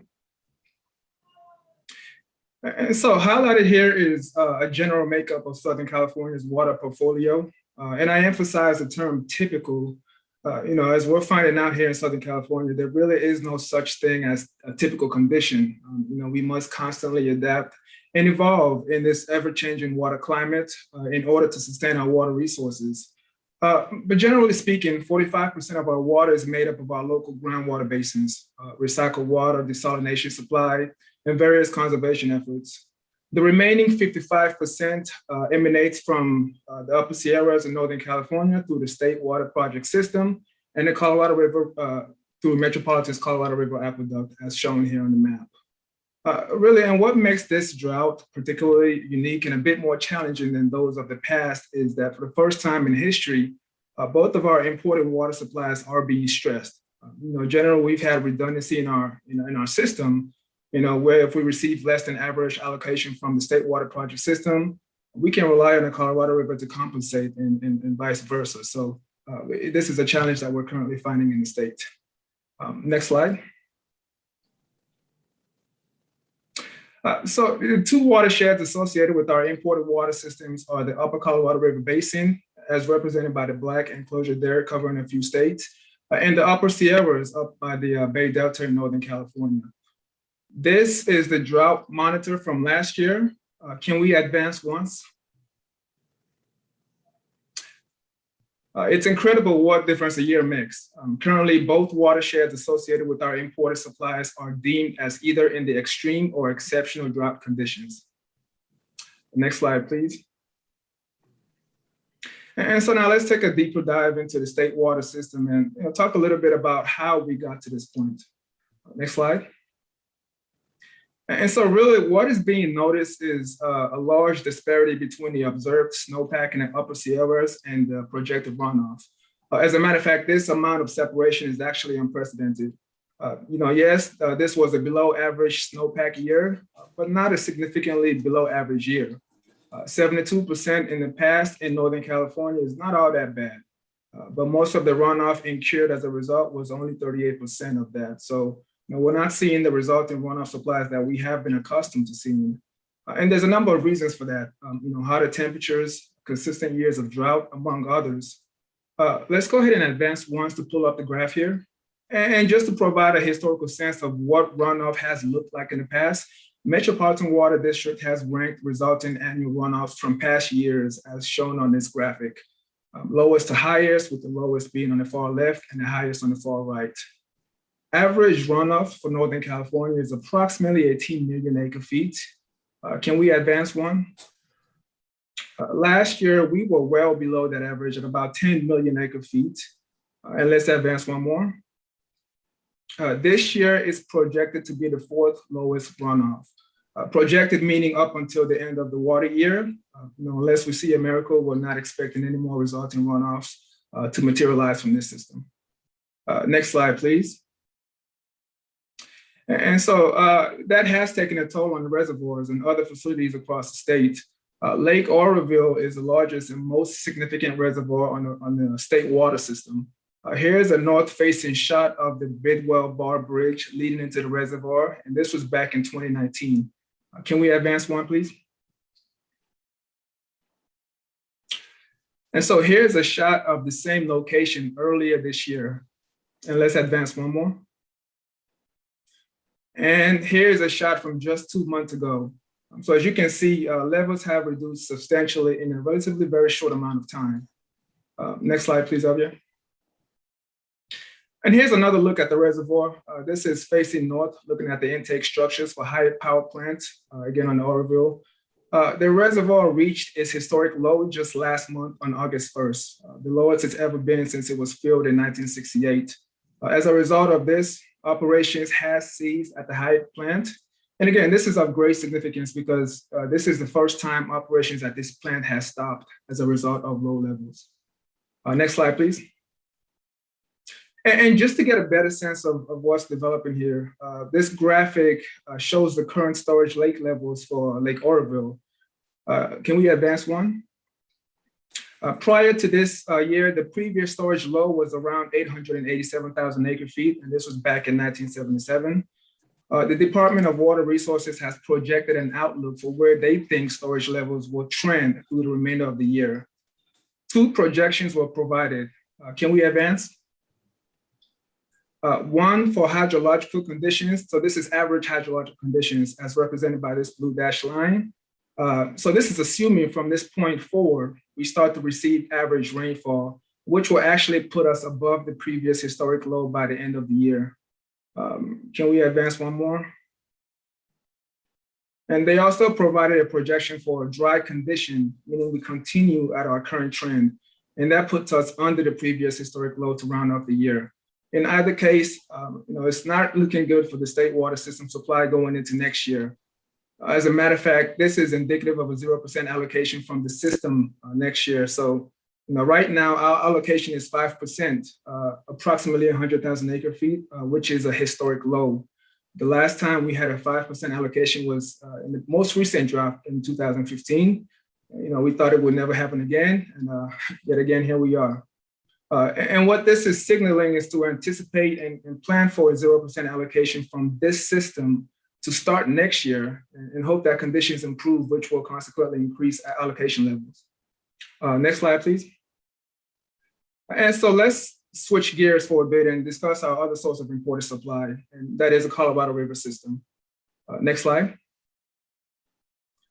And so it's much of the same story here. And as a matter of fact, it's a bit more severe as we have the snowpack at 88% normal with the resulting runoff at only 31%. Again, this large disparity in snowpack and runoff is something we're not accustomed to seeing. And however, when you have consecutive dry years and hotter temperatures, we're seeing less and less of that resulting runoff materialize from these snowpacks. Can we advance to pull up the graph? And just to get a sense of this, average runoff on this system is hovering around 11 million acre feet. Advance one more, please. And last year, we were well below that average at approximately 6 million acre feet. And one more time, Javier. So this year's runoff is projected to be the second lowest within this time frame since 1964. Next slide, please. And so a couple of shots of Lake Mead, one of the most important reservoirs on the system. You can see the significant drop in water levels as evident by the discoloration there.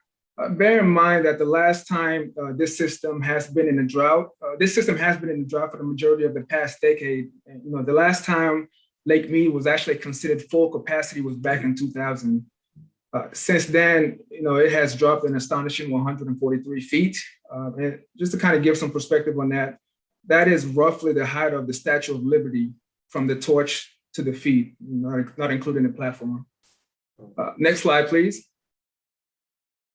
And so, the Colorado River system is operated and maintained by the Bureau of Reclamation, and they provided a 2-year projection of where they think storage levels will be for this reservoir as well as for Lake Powell, which is another key reservoir in the system. But this is looking at Lake Mead, and there are 2 levels of significance here. Level 1 and level 2 shortage levels identified by the red line. Can we advance one, Evia? And so, the green line represents actual levels while the blue line is the projections for the next 2 years. And what can be seen here is declining lake levels into summer of 2023. Can we advance one more? Of significance here is where they're projecting levels to be at the end of this year, which is 1065. That is below the first shortage level of 1075. This triggered the first ever water shortage declaration for Lake Mead last month on August 16th. I'm sure many of you heard about it. It was all over the media. It was very significant. First time this has ever happened. And what this means is states like Nevada, Arizona will start seeing cuts to their supplies. Fortunately, California has more rights on this system and will not see cutbacks at this shortage level. Can we advance once? Unfortunately, projections show lake levels at the end of 2022 at 1048, which is below the second shortage level of 1050. This will then trigger additional cutbacks for Nevada and Arizona. But again, this will not trigger cutbacks for the state of California. However, we will start seeing cuts to our supplies when the reservoir level hits 1045. That is not expected in the next 2 years, but if this current trend continues, we can expect to see cutbacks by the end of year 3. That is when we will start seeing impacts to our imported water supply at the state level.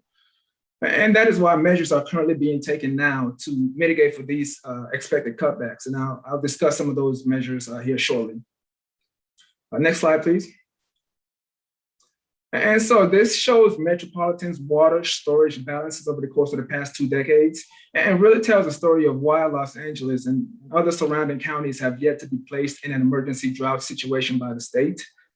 These are end of year balances. So, Metropolitan started the year with the record storage balance of 3.2 million acre feet at the end of 2020. This is really a testament to the work this region has been doing with regards to conservation and keeping demands relatively low. Metropolitan has projected that they will pull from this storage at the end of the year with 2.5 million acre feet going into next year. So this storage can certainly sustain the region through this dry year and potentially next dry year as well. However, we must start planning now for subsequent and outlier years. Next slide, please. And so all of these, developments culminated into several drought response actions being implemented by the federal, state, and regional government. Much of the state is currently in an emergency drought situation. It started with 2 counties in Northern California and has now expanded to 50 counties. Of note, this does not include the 6 counties being serviced by Metropolitan Water District. Again, this is due to the record storage capacities that has been developed over time. On July 8th, an executive order was issued by the state prompting all Californians to voluntarily reduce water usage by 15% from 2020 levels. The next month, on August 16th, the Bureau of Reclamation declared the first ever water shortage on the Colorado River. Again, this was triggered by Lake Mead falling below that first level as discussed previously. The very next day on August 17, Metropolitan issued a water supply alert for the first time in 7 years, again, calling on the region to voluntarily reduce their water consumption in order to preserve our water supply. Next slide, please.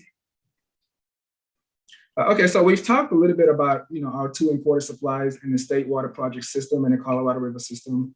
And we've discussed some of the challenges associated with those systems as a result of this current drought. But how does that impact our local supplies? And more importantly, how does that impact our community here in Glendora? Next slide, please, Avia.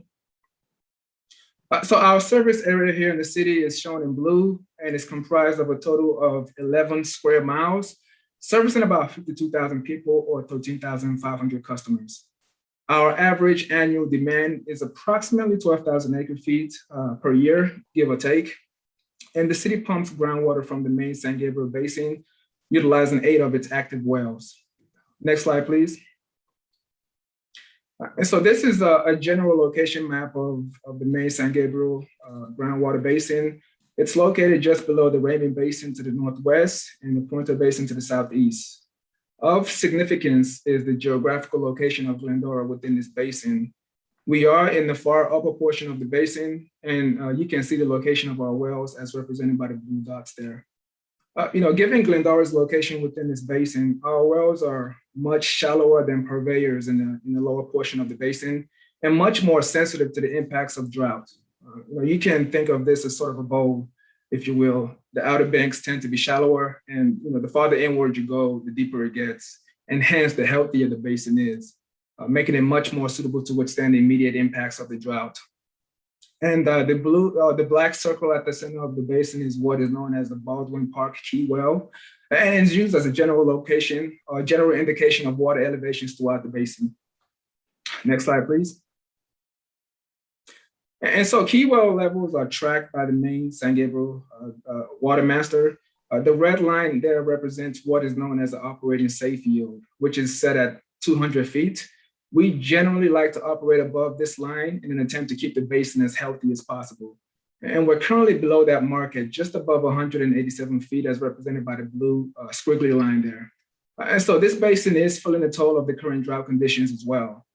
Of note, water supplies for this basin is generally augmented by imported water. So any future cutbacks to our imported water supply, primarily on the state water project system, will inevitably impact our local groundwater levels as well. Next slide, please. And so this is a breakdown of our water supply source over the last several years. And it really gives you a flavor of not only where our water comes from, but how much water we use in relative to hydrological conditions. The drought of 2014-2015 was our most recent drought. In that year, our demands were above average, or just above 13,000 acre feet. We tapped into our imported water supply to make up 36% of demands that year. Conversely, in 2017 was a major wet year for us here in California, great year for us water folks. We were able to cut our demands by nearly 2,000 acre feet from our average and met 100% of our demands utilizing our local supplies. And this was actually the case from 2017 through 2020. And so 2021 is our first time purchasing imported water in 3 years. And 2021 conditions are resemblance of 2014. And our demands and water supply source also mirrors that of 2014. So currently we're a little more than halfway into the year, and we've already tapped into 13% of our imported water supply. Next slide, please.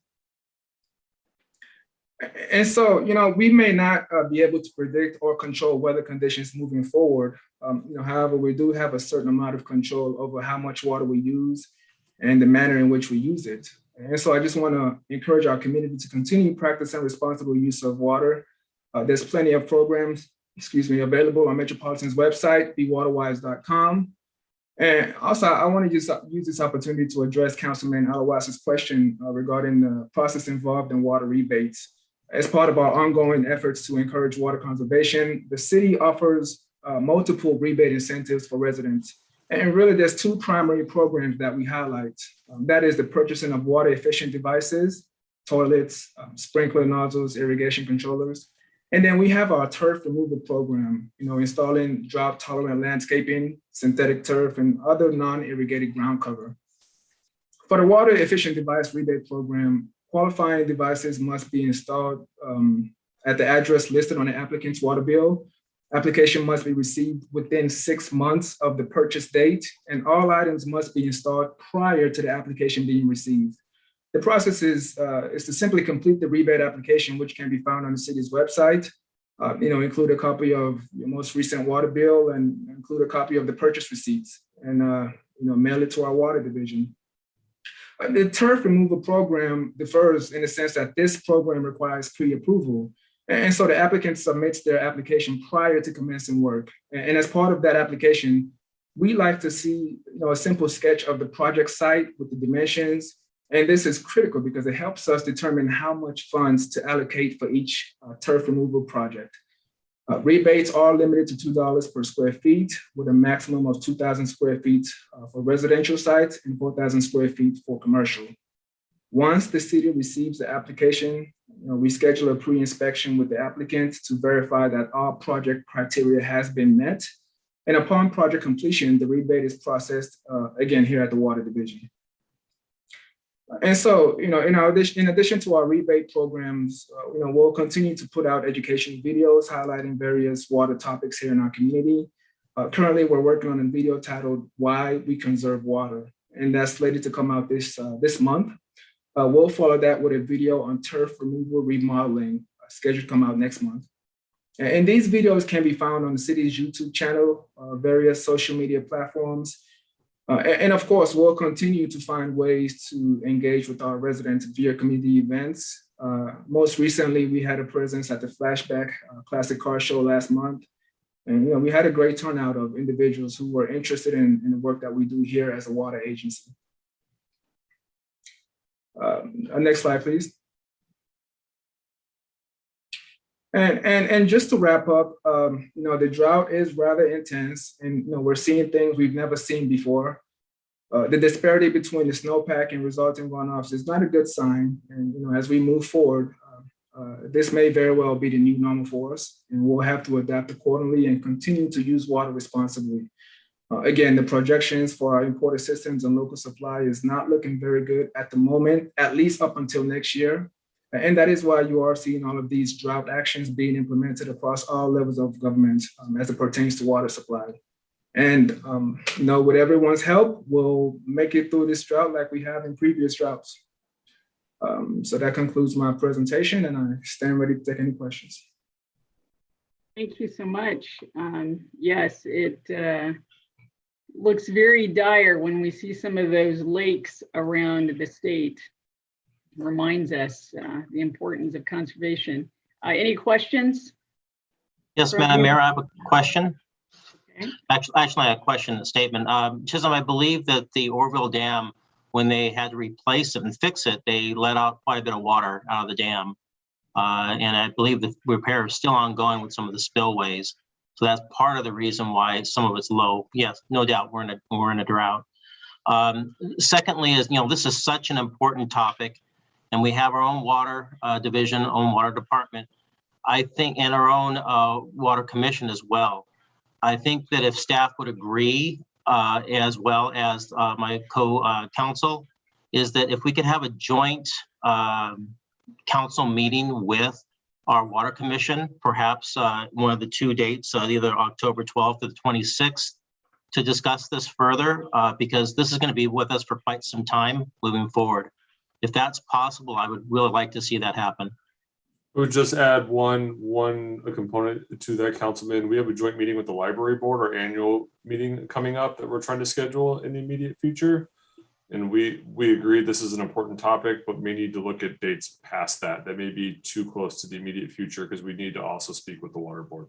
That's fine. If we can maybe get that done, and any other third party that you would like to bring in, like Metropolitan Water and alike, if it goes beyond that to the first meeting in November, because we don't have one the second, that'd be appreciated. Thank you for your comments. And yes, we'll certainly discuss that and see how we can make that work. Perfect. Thank you so much. I have no questions. Anyone else? If I could, even though, everything that Chisholm laid out is accurate and it's dire. And I was on a meeting today where they're actually projecting that we're probably going to get a 0% allocation this year. They're not even banking on the 5%, but there are a couple things in the works that in the long term, it's important for people to understand that there are things happening to help alleviate some of these issues in the future. And one of them is there's currently a project going on in the city of Carson, the Carson Regional Water Recycling Facility, in which they're going to be able to take and recycle a lot of our stormwater and bring it back up into our basin and in order to replenish the aquifer.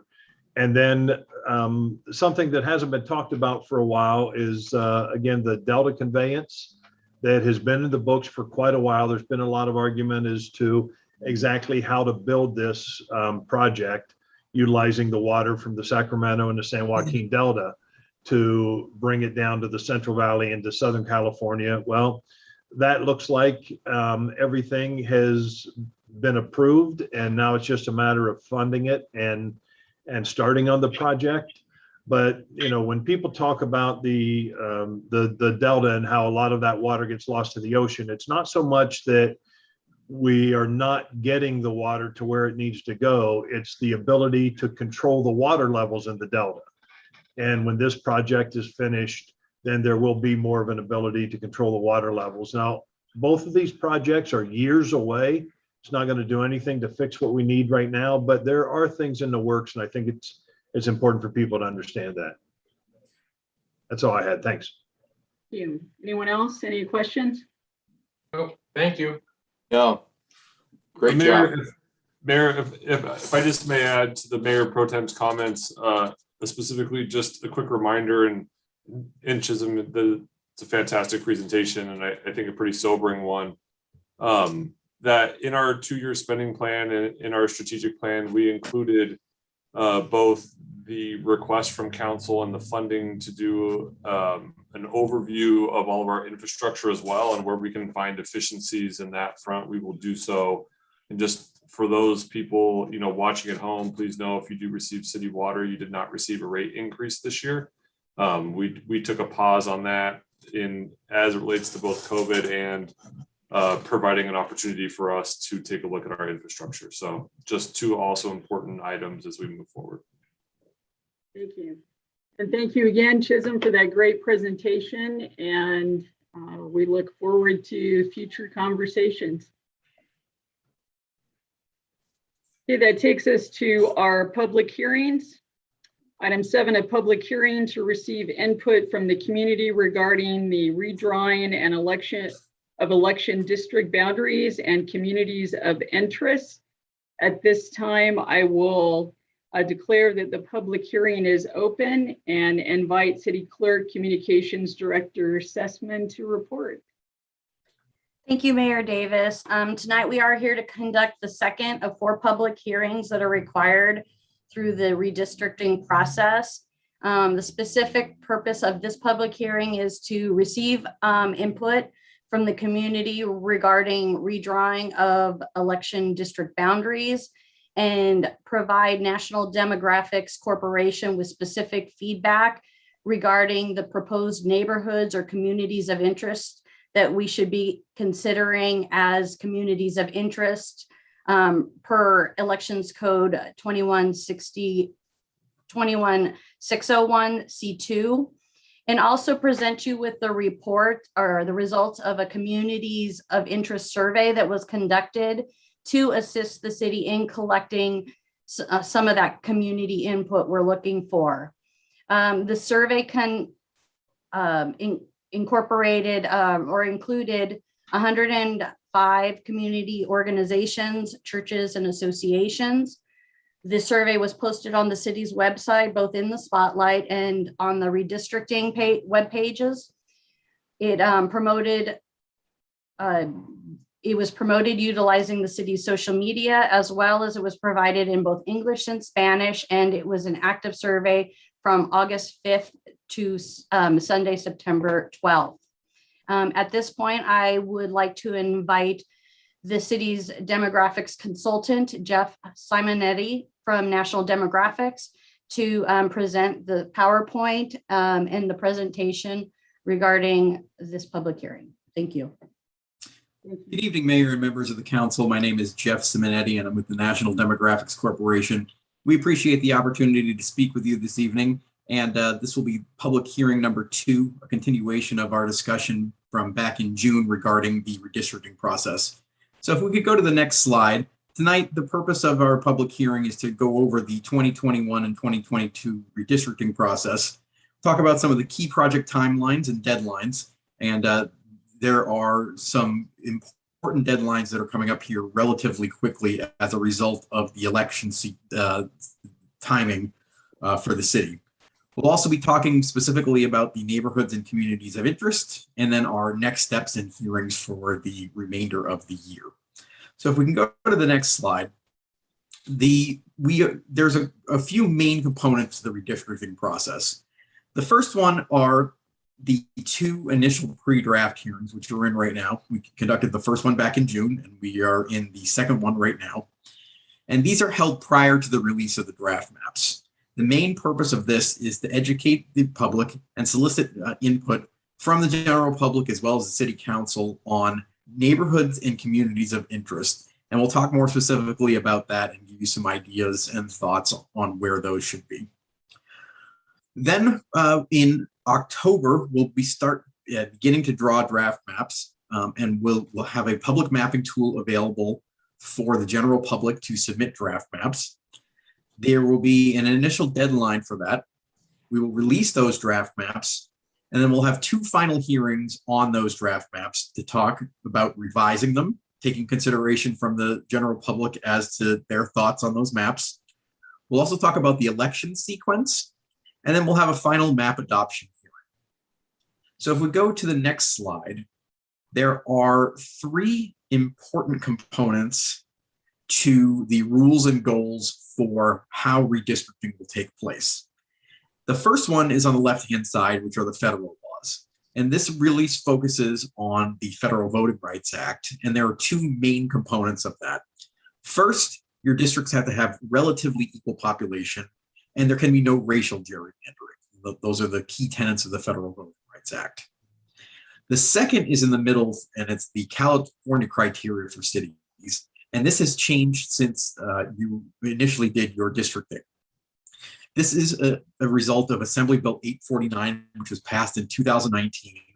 And the four items there that you see in the middle bucket are rank order. So the first one is that the districts have to be geographically contiguous, meaning that they can have no islands that are disconnected from the other part of the district. They have undivided neighborhoods and communities of interest, and we'll talk in more detail about this, but communities of interest are socioeconomic geographic areas that should be kept together in one district. The districts also have to have easily identifiable boundaries, and they have to be compact. On the right-hand side, there are other traditional redistricting principles, and one of them is looking at potential future population growth. So if, for example, there's an area of the city that we know is going to have significant potential growth in the next couple of years, that can be taken into consideration. And we also want to minimize the voters that are shifted to different election years. So as you know, there are staggered terms. So some of your districts are up in 2022 and some of your districts are up in 2024. Let's say, for example, you're a citizen that is in a 2022 district right now, but the lines would be redrawn and you could potentially be moved into a district in 2024. We try to minimize those numbers of people who would be shifted into a different election cycle as a result of that. And there's a universal prohibition against favoring or discriminating against a particular political party within drawing the lines. If we go to the next slide, please. So here's the demographic summary of your existing districts. And when we talk about population balance, the rule of thumb is that the deviation from the smallest district to the largest district has to be under 10%. So as you can see, District 3, and before I mention the population deviation, these are estimated data right now. And we should be getting the full set of census data from the state on September 20th. And as long as they hold up their end of the bargain, we'll have that data next week. The question becomes whether in what format that the state will be releasing that, but we should have usable data here by early October and have the final exact numbers here. But our estimates, for example, here show that District 3 is underpopulated by approximately 6% from the ideal number, basically taking your total population and dividing that by 5. And you have District 4, for example, that's overpopulated. So we'll be taking those into consideration when we look at population balancing the districts moving forward as we draw those lines. Next slide, please. So here's another important piece of community data that we get from the American Community Survey. And this is looking at the different demographics. So for example, here you can see the Latino citizen voting age population. And this we'll certainly take into consideration as well when we're looking at the demographics for the districts.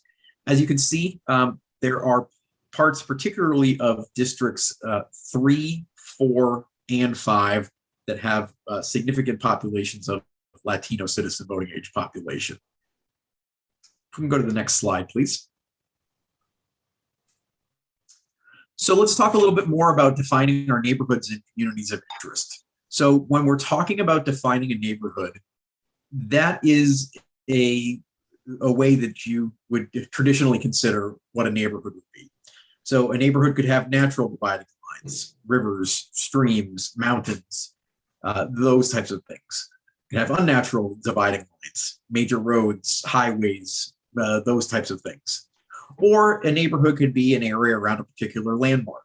It could be around a park or school, a particular part of the city, or other neighborhood landmarks.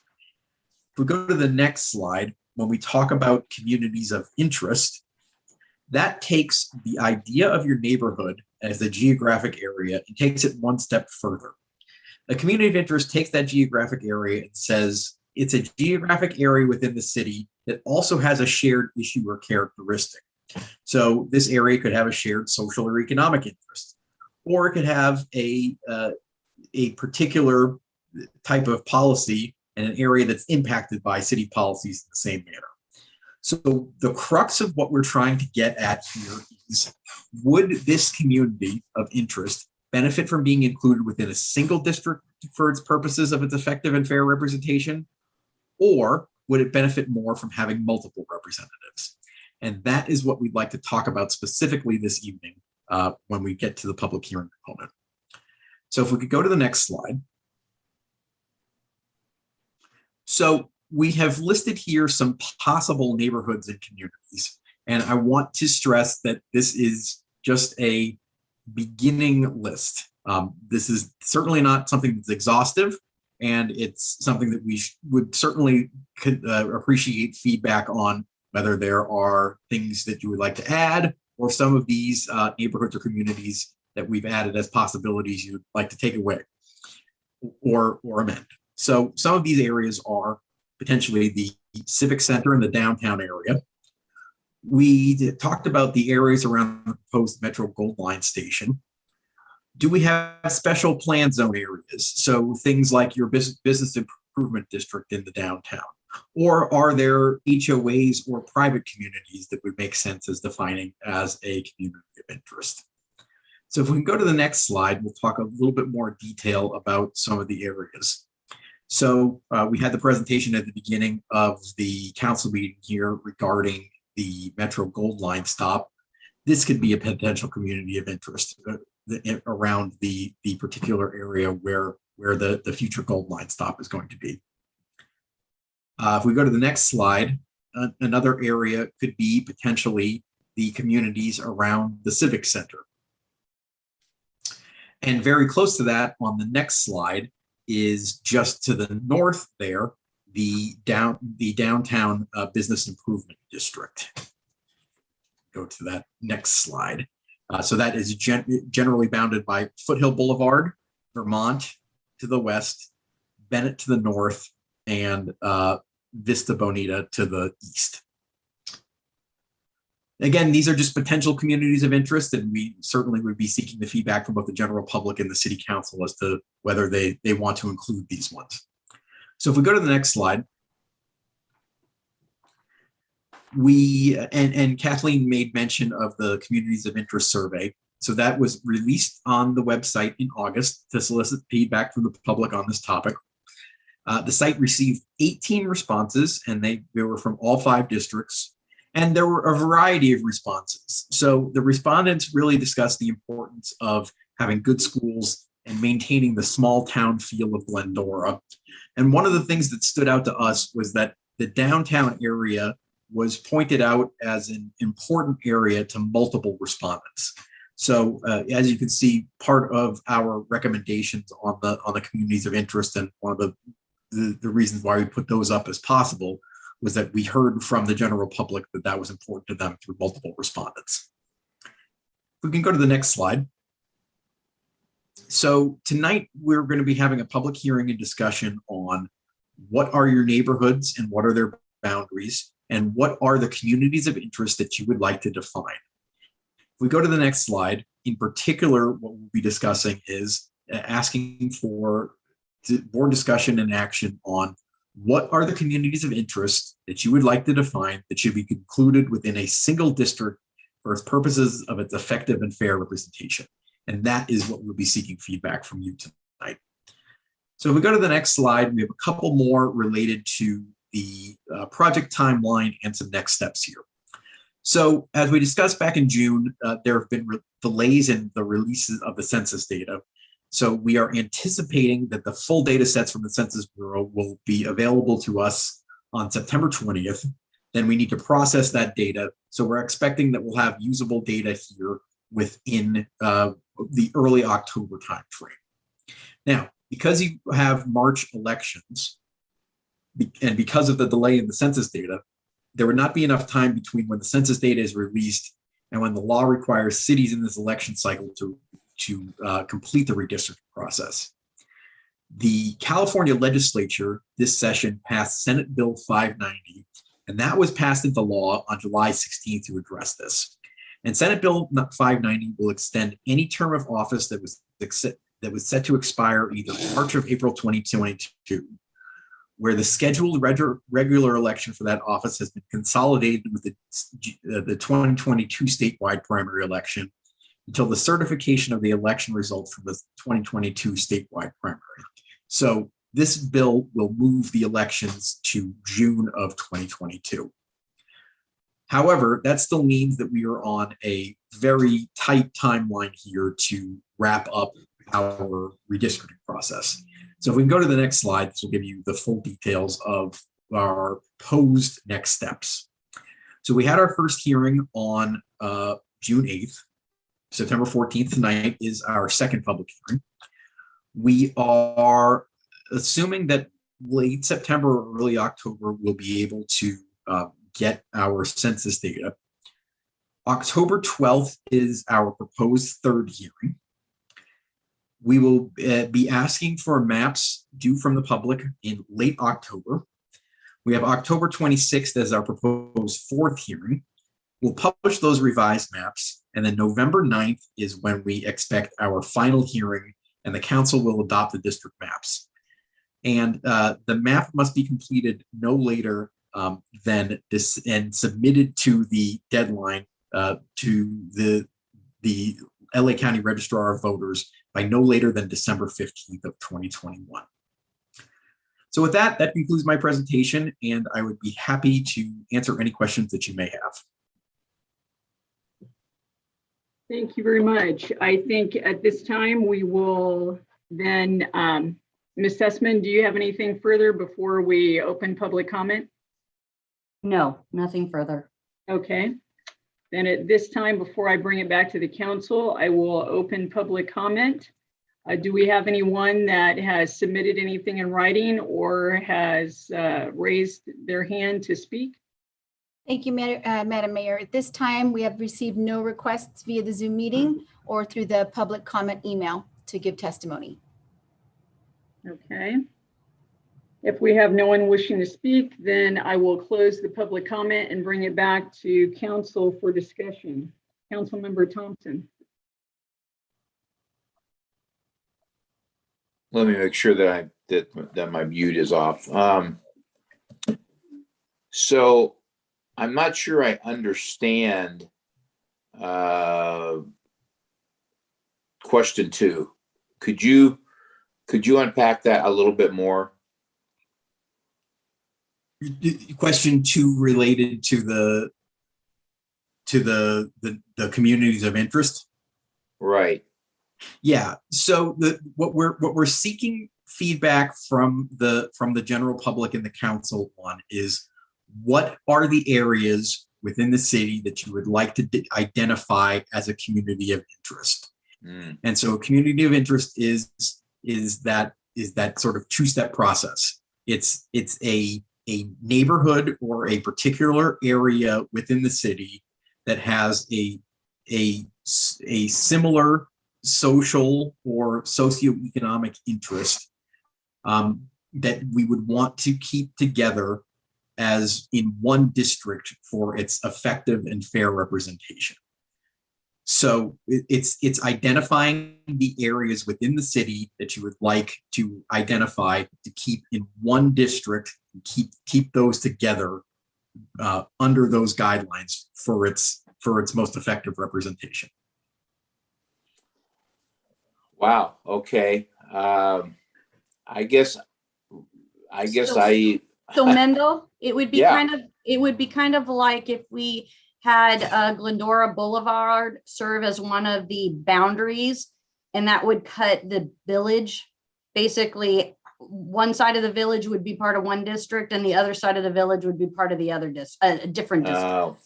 Does that make more sense? Yeah, it does, because I'm conflicted in what we have attempted to do, and that's to balance the districts out, not give a preference to any class of people or And theoretically, anything. Jeff, correct me if I'm wrong, but we don't have to designate any particular communities of interest if the council and the public feels that there really aren't any. It's just an opportunity that if there are certain areas that we want to specifically either keep together, or in other cities, some communities have requested to not be kept together and they wanted to have a poll in multiple districts. Claremont, for example, one of their homeowners associations requested to be included in 3 different districts. Yes, correct. It's not a requirement, and yes, it gets to that point that Kathleen was making, and one of the things that we mentioned on the slide. It's a policy choice that's up to you. For example, is there a particular neighborhood that as we were mentioning, would make sense to be in one district, or would it be better for that area to have multiple representatives? And that's a policy choice that certainly is up to you as the council to make. Yeah, well, I'll just be quick to answer this because I know the hour is getting late, but I don't have a specific answer for this. I'm happy with how things are now. We got to tweak some things as per your first or second slide. The only other thing that I would like in a perfect world, and I'm sure that you would like it too, is have like straighter lines, not spaghetti lines, because it does really kind of mix up a lot of folks when half the street is in District 5 and half the street is in District 4. If we could have more straighter lines, then I would like that. But outside of those thoughts, that's all that I would say.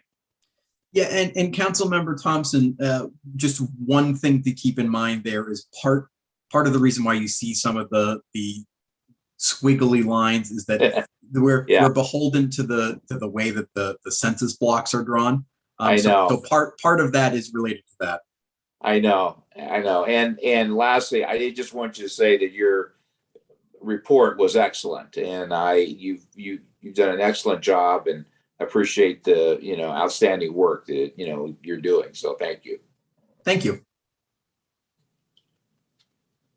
Okay, thank you, Councilmember Alawas.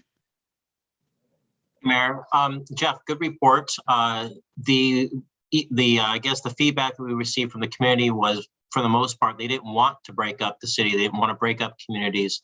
It's not something that they look forward to doing. So I'm kind of a no vote on making certain areas special islands and things of that nature.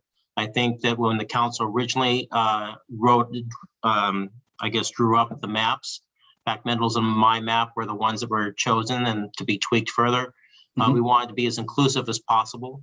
And I still would like to see that as much as possible to be inclusive. Agreed.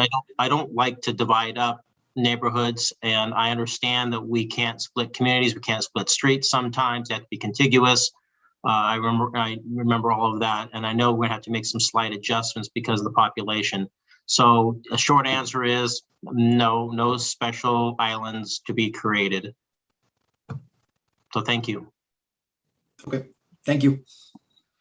Councilmember Friedendahl. Thank you, Madam Mayor, and thank you, Jeff. Great report. I know that this audience knows this, but I just want to remind the viewing public, this has nothing to do with the school district elections. So it's city elections. I would hope that kind of on the line of boundaries, that we might be able to standardize as best as possible, whether it's the center line of a street that divides two boundaries or something, so that we have some consistent method to know, so that residents don't have to go put their individual address in to know which side of the line does their house live on. But if that's a possibility to aim for a wish list. Other than that, yeah, no neighborhoods or any specific things come to my mind that we need to incorporate. Thank you. Mayor Pro Tem Boyer. You know, in looking at the survey, it came up a few times about the idea of areas of Glendora that are not in either the Glendora or Charter Oak School District. And then we also have a situation in which we have pockets of LA County that in some instances are islands in the middle of the city. Is there any advantage or any benefit to us addressing those issues at the same time we're addressing this, or is it a completely separate conversation? When you say addressing, are you talking about addressing school district boundaries, or what specifically are you suggesting to address? Well, the fact that yes, the school district boundaries, because we have some pockets of town that are not in. We have two prominent school districts in Glendora, the Glendora Unified and the Charter Oak School District, but we do have some pockets that are not in either one of those districts. And then we also have, like so many cities do, the little islands of area of county that would not have responded to this survey because they're not voters in the city of Glendora. But I'm just wondering if there's any advantage to taking a look at those issues and addressing them now. And I'm not even sure what the process would be in reference to the school districts. Mayor Pro Tem Boyer, we've actually gotten that inquiry about the school district boundaries a lot. And the boundaries can't be the same just because the Glendora High School as well as Charter Oak both are in Glendora and the boundaries aren't the same. So we would never be able to get the population to add up correctly. It would basically, we would need Glendora High School to service only Glendora if we wanted to do something like that. And my understanding from the unincorporated areas that the city doesn't have control over where those where those lines get drawn. Okay, so the answer is no. Correct. Yes. Okay, that's the only question I had. Thank you. Well, thank you very much for all of that information. Yeah, I think, when we did this originally, that the one topic that came up again and again was trying to have the districts be as diverse as possible. And the perceived idea among some folks that North Glendora and South Glendora are somehow different, which is why we went north to south with the lines to try to make each district be inclusive of all of the geographic area. So I think the best that you can keep some of that integrity as well as what my colleagues have shared about however clean the divisions can be so people aren't confused. Those are the only thoughts that I would share. Thank you. So thank you both for all of your work that you've done thus far and continue to do with this. So if there are no further comments or questions from council, then I would call for a motion. I'll move that we accept the report. I'll second. Thank you. That is a motion by Councilmember Friedendahl, second by Councilmember Glendora to receive and file the report. I'll take a roll call vote. Councilmember Alawas, Yes. Councilmember Thompson, Yes. Councilmember Friedendahl, Yes. Mayor Pro Tem Boyer, Yes. and Mayor Davis. Yes. That passes 5-0. Thank you, Mayor. Thank you very much. That takes us to our consent calendar, items 8 through 13. The consent calendar can be approved by one motion. Are there any items that anyone requested to pull or make a comment on? I have a question. Okay, yes, sir. On item 11 related to the election timing, did we correct language that was discussed this morning on the extension time? Kathleen, on the ordinance, in the second reading, it's the June timeframe from March, not the November. On section, I think it's section 3, but let me get to the exact specifications. It was section 3, item 2, I believe. I can make that as an administrative change if we adopt the resolution with the requested revision. And then Kathleen, the validation that section 6 then incorporates all elections moving forward at that time, that we're not only encapsulating the 2 upcoming elections, but also the elections that come next, the following 3. Okay. We'll make that ministerial change, the councilman. Right. So move to accept the consent calendar. Second, Thompson. Thank you. That is a motion by Councilmember Friedendahl, a second by Councilmember Thompson. I'll take a roll call vote. Councilmember Alawas, Yes. Councilmember Thompson, Yes. Councilmember Friedendahl, Yes. Mayor Pro Tem Boyer, Yes. and Mayor Davis. Yes. That passes 5-0. Thank you. Thank you. That moves us to item 14, the member agenda items. The Gold Line L Line project, council member or consideration of a resolution adopting a communication policy and amending the city's 2021-2022 appointments for regional and local boards and committees to require that the mayor be the alternate to the Metro Gold Line Foothill Construction Authority. And so with that, I will invite City Manager Raymond to report.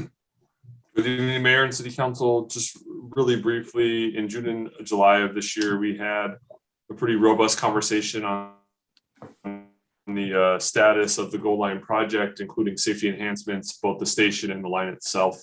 In August, it was requested that by the City Council to have a discussion on council communications relating to the Gold Line. At that meeting, the general consensus was, in order to ensure a consistent and communication message and quick information that gets out to the community, that we establish a policy for future Gold Line communication and change our council appointments to include the mayor being the alternate to the Joint Powers Authority that is part of the Gold Line Construction Board Authority. Moving forward, the second appointment, we talked a little bit about more detail in the policy. So quickly, the item before you tonight brings back council's request to change the appointments, the annual appointments that City Council has done, and that resolution will amend the mayor to become the alternate position moving forward. The second item is a resolution adopting the policy for future Gold Line communications. Included in your packet this evening is the draft policy. Spent time having a conversation about the various components of the policy with each of you essentially lays out a philosophy that says any council member question that they receive or have about the project, they will include that correspondence to both appointees, both city council appointees and to the city manager. That question and or request for information will be researched. A response to the extent possible will be provided within 72 hours. And it may be included in the format of an email, phone call. It could be updated through council member statements. Currently, Councilmember Thompson is our main appointee. He's also a member of the Goldline Construction Authority Board. Another form, the update could be on a comprehensive update on the project, which would be its own agenda item, which is part of our strategic plan and handled periodically. And then there is a possibility that other forms of communication, such as a community meeting, may be held. We had such a meeting when we were talking about the impacts on Lorraine. The communication between council members should strictly be question and answer, so we don't go back and forth and have any issues with the Brown Act as it relates to having a discussion. The policy outlines the current authority council members have to express their own personal opinion on legislation. It includes their provision they must include that it's their own personal opinion. It also talks about a council member authority through inquiry of various projects. And we also lay out the various appointments through the Goldline Authority, board itself, the construction authority, and the TAC. Again, this policy requires a resolution. I'll ask Kathleen to read both resolutions, subject to conversation of the city council. But at this point, I'd be happy to take any questions on both the draft policy before you this evening or any questions on the appointments. Thank you. Mayor Pro Tem Boyer.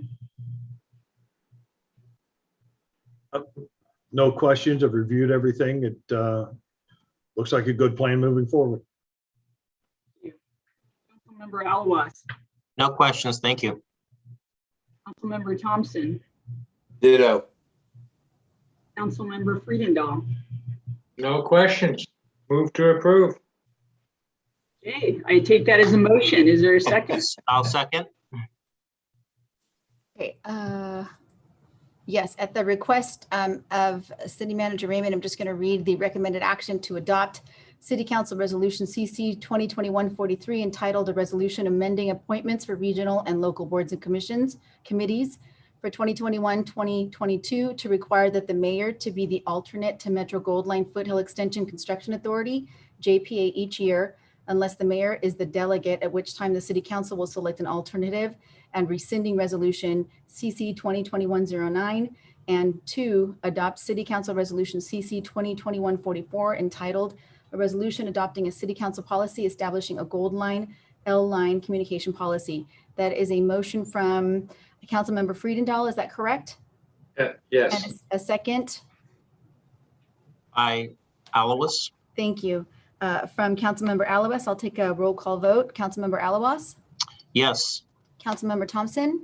Yes. Councilmember Friedendahl? Yes. Mayor Pro Tem Boyer? Yes. And Mayor Davis?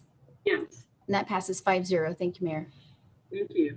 That moves us to unfinished business. Item 15, approve amendment number 2 to a ground lease agreement for the Glen Oaks Golf Course to extend the lease an additional 2 5-year periods. And I'd like to invite Community Services Director Johnny Geary to report. Thank you, Madam Mayor and Council. I'm here tonight to ask for the approval of the amendment number 2 to the ground lease agreement for the Glen Oaks Golf Course to extend the lease for an additional 2 5-year periods. A little summary, in 2009, the city went out to bid for a vendor to run golf operations and maintenance of the Glen Oaks Golf Course. PW Golf LLC won the bid and signed a lease agreement for 5 years and 2 5-year renewal options. In 2014, a side letter of understanding was approved for 2 additional 5-year renewal options through July of 2034.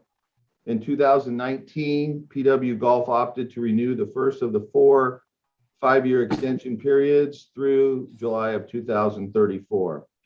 Since 2009, PW Golf has made substantial improvements to the facility over the last 12 years. These include improved tee boxes, driving range targets, accessible putting complex, the Golf Academy, driving range covers with patio seating, and the big one was the top tracer in 15 bays of the 30 that are on the driving range.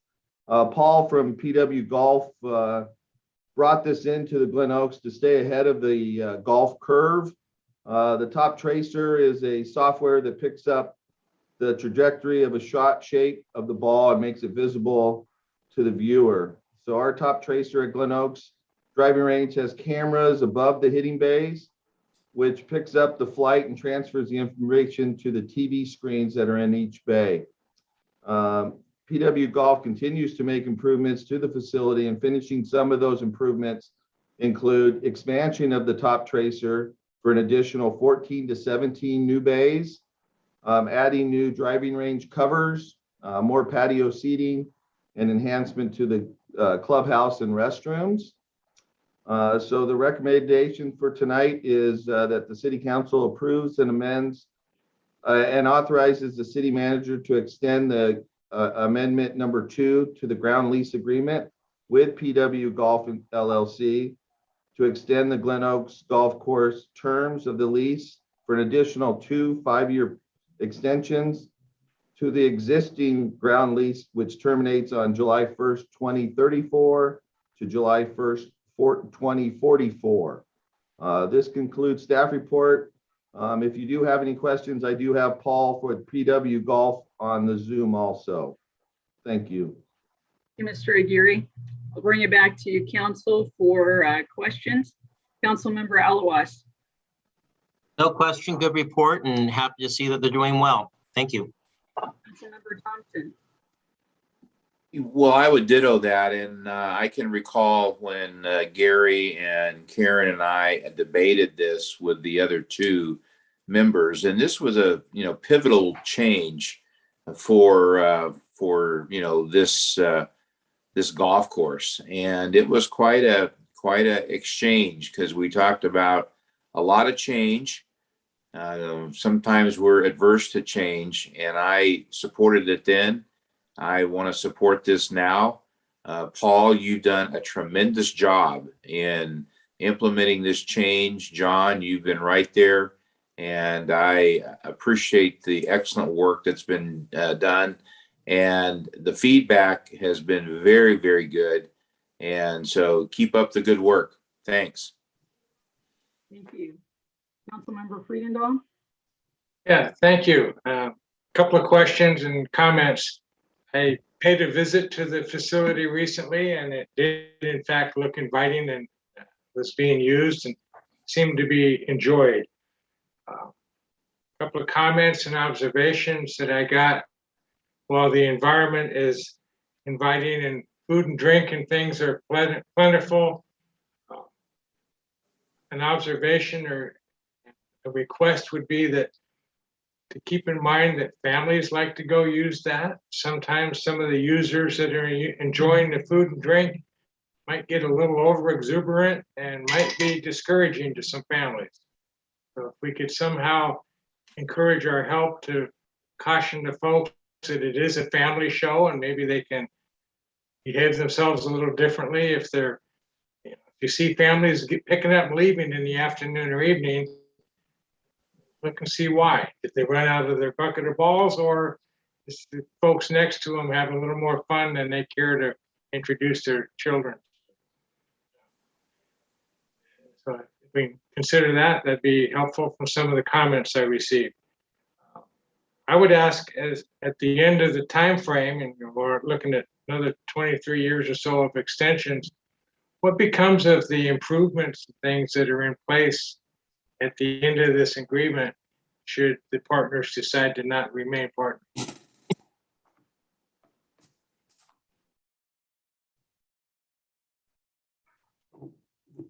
We're working on helping Paul unmute.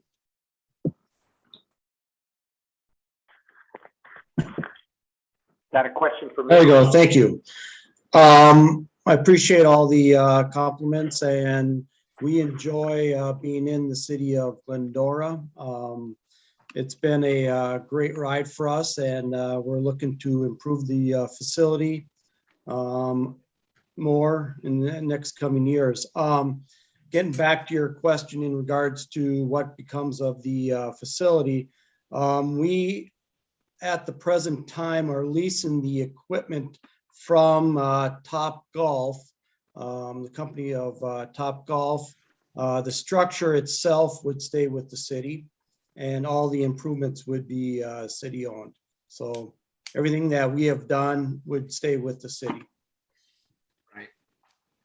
Thank you. Mhm. Thank you. Mayor Pro Tem Boyer? Yeah, no real question, just, PW Golf has been a great partner to the city. There was a time that as the city tried to run a golf course, that was a huge financial loss to the city.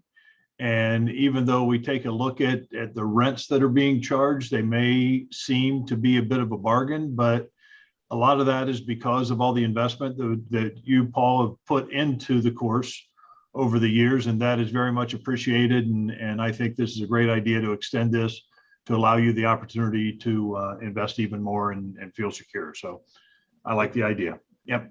Appreciate it. Thank you. Yes, thank you, Paul, for the improvements and making it an enjoyable place for people to go. And so with that, I would invite a motion. I move item 15. Second, Mendel. Thank you. That is a motion by Councilmember Alawas, a second by Councilmember Thompson. I'll take a roll call vote. Councilmember Alawas? Yes. Councilmember Thompson? Yes. Councilmember Friedendahl? Yes. Mayor Pro Tem Boyer? Yes. And Mayor Davis? Yes. That passes 5-0. Thank you, Mayor. Thank you. Thank you, John. Thank you, Paul. Thank you. That takes us to item 16, ordinance and resolution regulating parking on public property and city alleyways and establishing exemptions. I would like to invite Chief Egan to report. Thank you, Madam Mayor, City Council. Appreciate the time this evening and bearing with us. Item 16 is here for your consideration. This is the second reading of this. You know that we've been to council several times on this topic, and I think we're getting close. Can I get the next slide, please? Just a quick background. So on the August 24th City Council meeting, staff presented for first reading and review a draft ordinance prohibiting parking in all city alleyways. This was presented and discussed. The draft ordinance was passed by City Council by a 5-0 vote, which included a resolution paired with the new ordinance that prohibited parking. Also outlined 2 alleys which staff reviewed and recommended exemptions based on street side parking restrictions. Next slide, please. Since that time, we've had additional community responses that we've received both from public comment and from alley parking, our email address, alleyparking@cityofglendora.org. We've also undertaken the formation of a site inspection team, a community preservation officer from the police department, and a civil engineering assistant from Public Works joined together. And we put together a list of 13 locations being evaluated. This again was from public comment and from community member correspondence received by the city for us to look at some locations. And the last item that we're working on, which is not currently implemented yet, but will be soon, is an FAQ, a frequently asked questions section being created on the parking tab on the city website to discuss the final resolution, what this will look like, and the process that people seeking an exemption can undertake, including some options too, if they don't meet the criteria. Next slide, please. The exemption review process, as discussed at last council, with the draft ordinance, there is an allowance for some exemptions to this code. Residents will be required to initiate a petition with 80% of the neighbors supporting the exemption for a neighborhood alleyway. Petition requests will be forwarded through to the Traffic Safety Committee for consideration and recommendation. And if Traffic Safety Committee supports the recommendation, then we'll develop the information if it meets the criteria. And if approved, it'll end up in a updated resolution for public hearing and seek council approval through that action. Next slide, please. Since that time, obviously, we've the initial resolution indicated 2 alleyways, the alleyway between Vista Bonita and Glendora Avenue from Carroll to Ada, and again, the alleyway between Gladstone and Essex from Bradford to Valley Center. Both of these have restricted front street access and have painted red curbs. So those were automatically exempted. Next slide, please. Since that time, we've identified 2 additional alleyways. The site inspection team did recommend these 2 alleyways based upon additional street parking or limitations. That would be the alleyway east of Burnaby between Gladstone and Heather, and the alleyway between Glendora Avenue and Santa Fe from Route 66 to Colorado. Next slide, please. I'm here obviously seeking the City Council to adopt the second reading and ordinance number 2061 and adopt the City Council resolution approving and adopting alleyway parking exemptions. I'm happy to entertain any questions or council considerations. Thank you. Chief, with that, I will bring it back to the council. Mayor Pro Tem Boyer. You know, the one question I did have is I'm not seeing any guidelines for the areas that are exempted. Are those in here somewhere, or are those going to be dealt with on an individual basis? And if so, do we have them spelled out for the exemptions that we're going to be allowing tonight?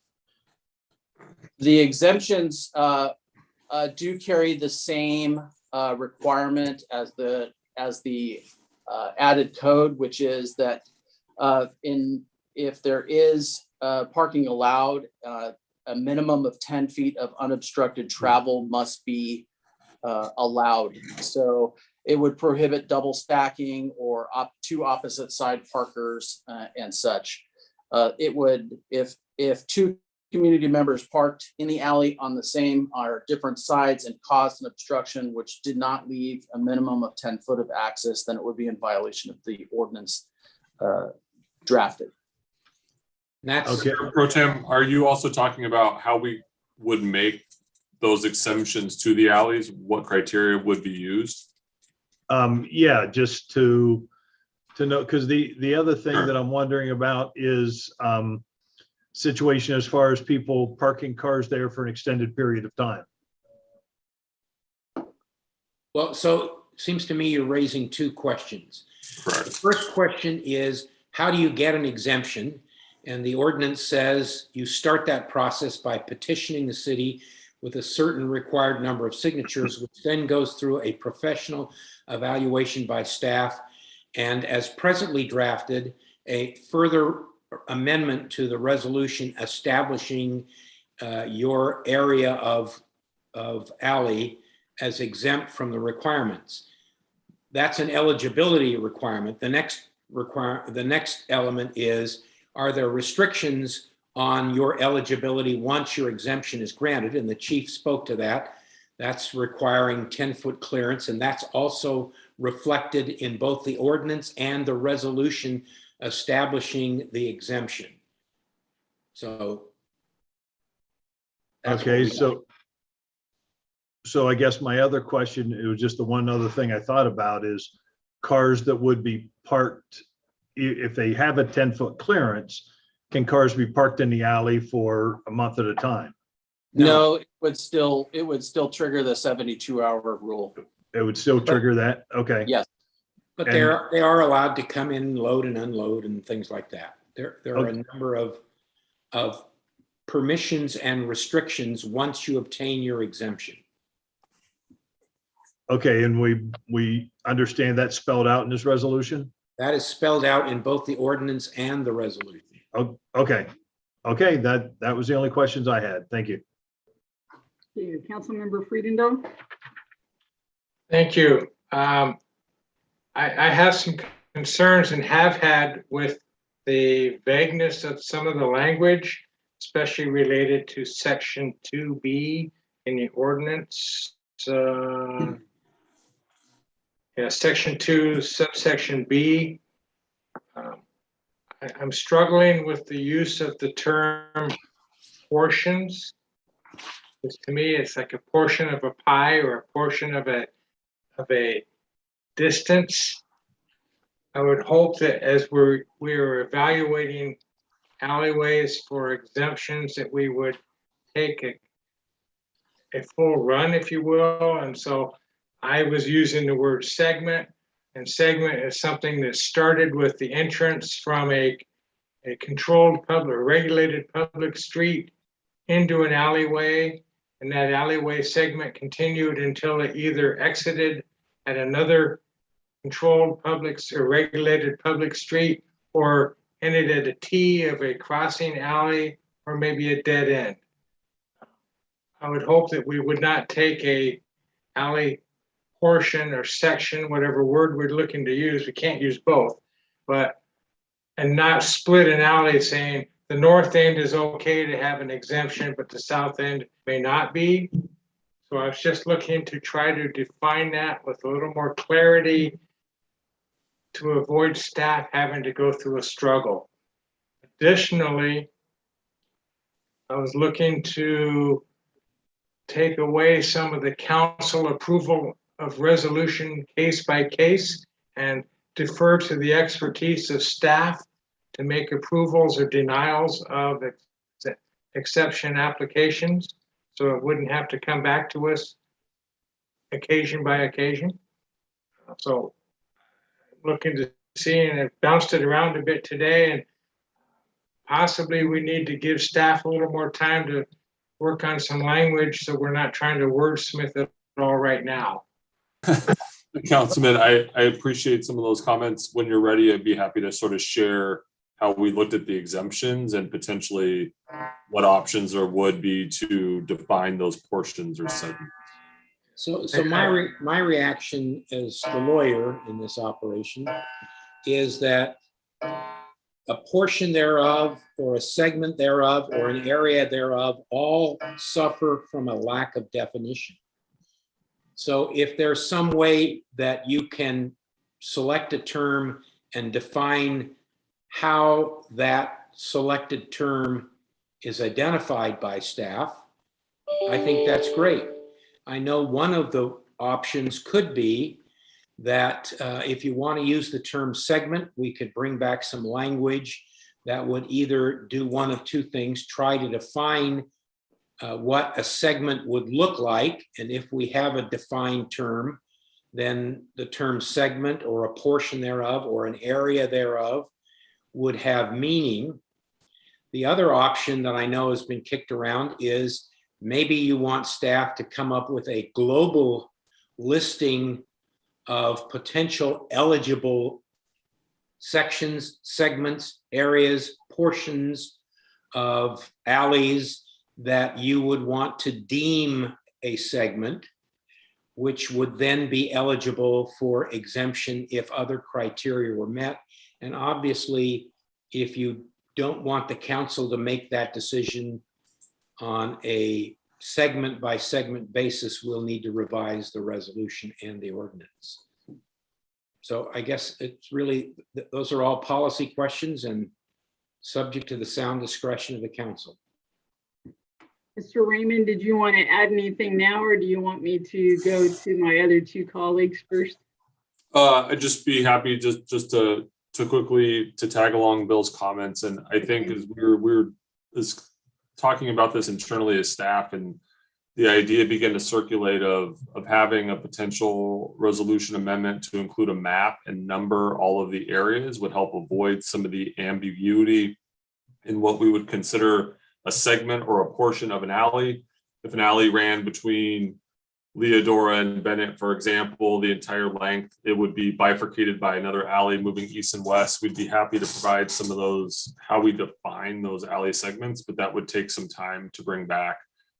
When we did the study, we additionally identified 83 But there's really closer to 100 when you break them down at a more granular level, or less if you broke them down at a longer distance. We also missed on that list one of the alley segments that's on the list this evening off of Glendora Avenue. So someone called in and asked, and as part and parcel of this process is identifying all of those. So that was a perfect example of something we all drive by probably every day on Glendora Avenue and don't realize the curb on the west side is red and there are homes with an alley behind it. And that's something we'd be happy to come back with to help identify on a numbered basis, to help clear up any ambiguity that may exist with lengths of all those areas. So it's clearly defined. If someone came forward, we'd say, hey, you're in segment 4. In order for us to even have this conversation, we would need to have 80% homeowners, and most of all 14 requests that came in, as Chief Egan said, we went out, we visited with the people that asked, and they had ample parking on site and or garage and or driveway. So their request staff would not bring that forward.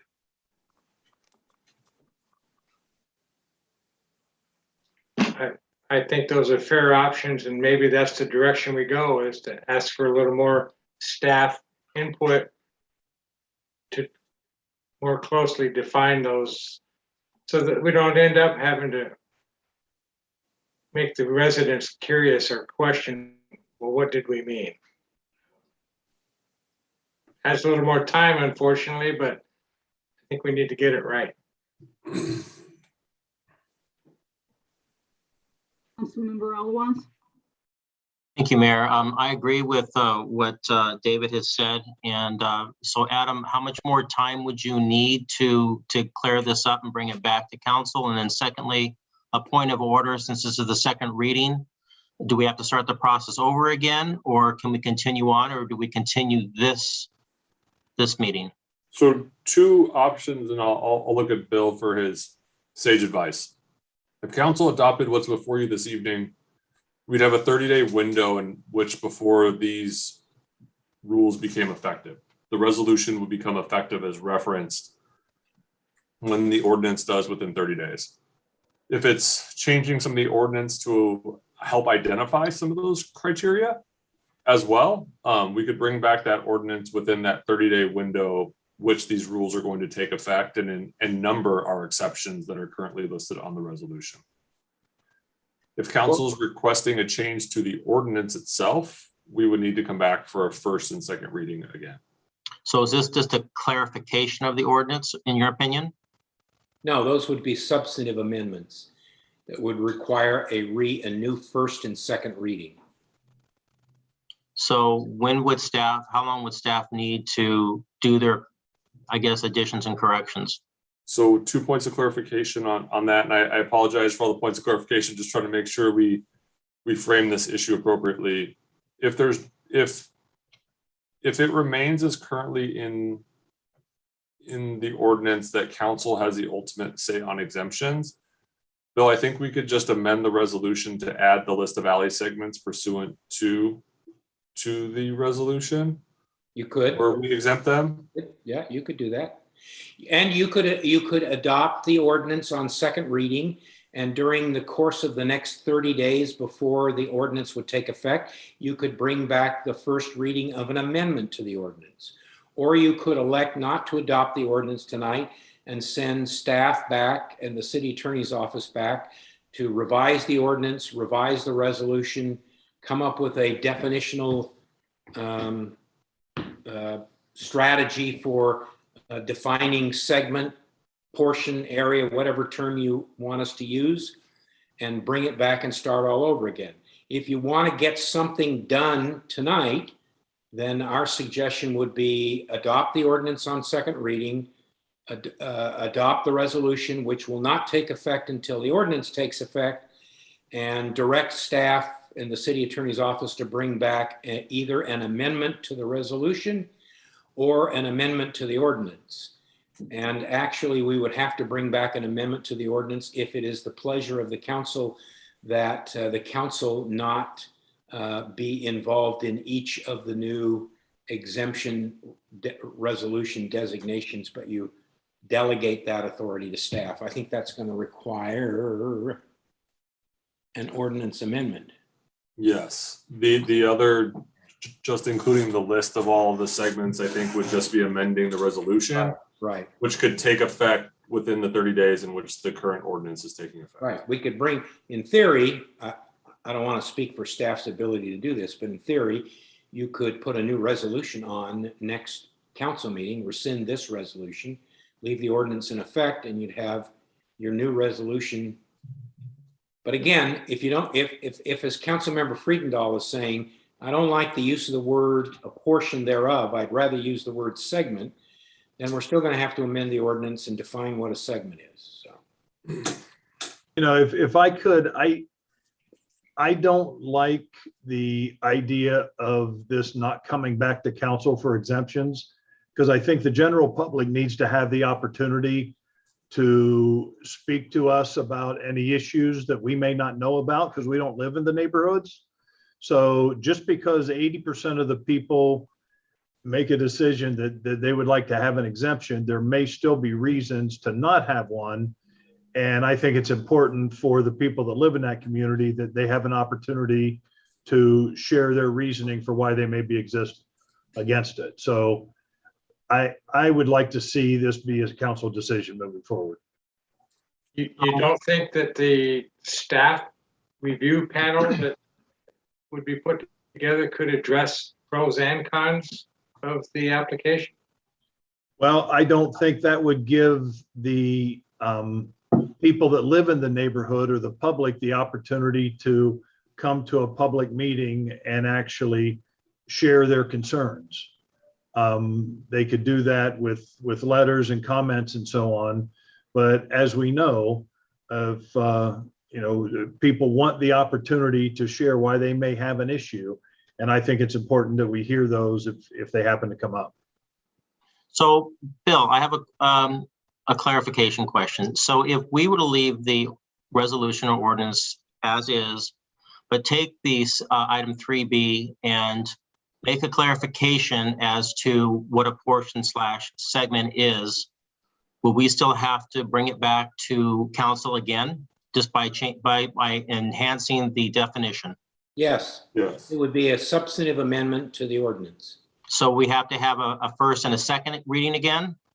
Well, again, you could do it one of two ways. You could adopt this ordinance that's before you tonight in the current form that it's in, but remembering that ordinance won't take effect for 30 days. And if the sense of the council is you need to further amend to clarify the language in section 10.12.100B of the ordinance, we would, within the next 30 days, bring back an amendment to this ordinance, revising at a minimum subsection B of the ordinance that people don't seem to like. If you also, and I understand that there is at least two members of the council that have differing views on that, if you also want to designate staff as the ultimate decision maker rather than the council, we'll also have to amend the ordinance. So you could do that by adopting everything that's before you tonight and telling us to bring back amendments, or you could not take an action on anything tonight and direct us to bring back amendments and revisions to the resolution. Which would take a first and a second reading. It's going to take a first and a second reading whether we adopt it tonight and amend it later. The amendment will take a first and a second reading. Can we table this item to our next meeting with direction to staff to? I wouldn't table that. I'd continue it. I'm not sure we can have the work done that sounds like you would like us to do in 2 weeks, but I don't mean to speak for staff. But we'd still require, because it would be a substantive change to go through the reading process again. Yes, yes, yes. I'm going to call on Councilmember Thompson to share his comments before we go any farther down this path. Well, the comments are that I do concur with what David has said. I support that. I also stand by what I said on August the 24th. I think we're in overreach mode for the council to have to approve any amendments or exceptions when we have a qualified group of people that will undertake looking at exceptions. Staff is empowered to do that every day. We are the ones to make a policy. They are the ones to execute it. And as much as I respect Gary, he and I are going to choose to disagree on this. And I feel strongly about that. And if under item section 2B, the council word is not taken out, then I'm not going to be able to support this, because I just feel like, we have to go back to the essence of why this is even here. Two people couldn't get along. Now we were on the verge of making a significant law that impacts 1,000 people. And I don't think that council needs to spend its time approving these exceptions when exceptions or approvals of any kind are approved by city staff every day. So, I would support the change that I believe David has said, and that's where I'm at. So that's all. If I just may add just really briefly, and trust me, no more than I appreciate that a couple comments this evening have reflected that staff would make the right decision always as it relates to some of these parking issues. I would just add one caveat into that, and nothing, if we move forward in that direction, nothing would stop two council members from placing an item on the agenda to reconsider a staff decision regarding exemptions. We could end up back at council. I don't think council could draft a ordinance that says council won't put this on the item for reconsideration. I don't think we can go down that path. Staff's definitely willing to take on any trial and error here. We do know that there are 3 alley segments along Vermont that will quickly challenge the 80% and request, even though on its appearance they would not qualify. We do know that will come forward, and there are more people in that camp than have expressed previously to not allow parking. So we may find ourselves in this exact same discussion moving forward. So I just wanted sort of council for consideration, and that if tasked with it, staff will definitely go forward and do our very best we can to evaluate a situation by situation, but it would not stop two council members from placing an item on the agenda to challenge staff's decision if it was not taken well by the community. So, Madam Mayor, if I could just weigh in on that. I have no preference. We'll do whatever the desire of the council is, but this is in the nature of a land use decision, and there are lots of land use decisions that have to make their way first through the Planning Commission and up to the City Council, even though professional staff work those up, make professional evaluations, and make recommendations to the council all of the time. So just something to consider as you weigh how you want to implement that. It is true that staff are empowered to make all kinds of decisions without council review all the time.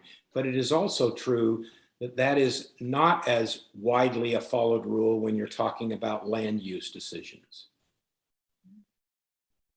So food for thought. Yeah, and I would concur with the city manager that we can give this to staff, because I don't think we need to micromanage them. But just the very reason that we are having this discussion will still not prevent it from in the future, if it rises to that level where neighbors want the council to discuss it. It probably will be back in front of us. So that compromise may be to give it to staff, but know that when the need arises, that it would be a council discussion. So let's be clear with this, with what Bill just said. This is basically a land use issue. So you're saying, Bill, are you saying that council should review these when they come to us, or to let staff do it? I'm not saying they should. I'm not. I'm just saying that while it is true that the council is a policy-making body and empowers staff to make decisions, and that is very routine, it is less routine when land use issues are involved. Adding a little bit more mud to the muddy water already. Thank you, Mr. City Attorney. So with that, I'll bring it back to the council. If there is a consensus for a motion to run it up the flagpole and see where it goes. Because as soon as we finish that, I'm going to ask for a motion to go beyond our curfew because we are approaching that. So, well, I'll make a motion to put this back to staff to reword and clarify item 3B on the ordinance, to clarify a section of what that means. So to be precise, it would actually be direct staff to bring back a revised language with respect to proposed section 10.12.100 subsection B and the implementing resolution. So moved. Are you intending that to mean that the spreadsheet of lists that Mr. Raymond referred to, or something different? I think we can keep this simple with verbiage. That would be an option in the implementing resolution, yes. I think this could be simple, or if Adam wants to be more with color-coded charts and all that, that'd be up to him. But I think this can be done in a paragraph personally. But I'll leave that up to him and his creativity, as long as it's clear and concise. Well, with all due respect, I don't think that's true, but okay. Yeah, I think, in no city defines it because it's near impossible to define in a simple, succinct fashion. Right. We would be the first, and not to say we don't want to be the first, but I honestly think if the direction is to help define it, I think including that list provides the ultimate clarity that we would point to a document that said, here is how we define these sections. It would give meaning to terms that by and in and of themselves are undefined. Yeah, otherwise it's a matter of semantics. If you're going to try to look for definition, I think you almost need that list. Otherwise it's semantic. And wouldn't it help staff if an application is coming in that the people can pinpoint by a number exactly what area, what piece they're talking about? It would certainly help in identifying what the 80% threshold would be to even get an application. Yes. Yeah.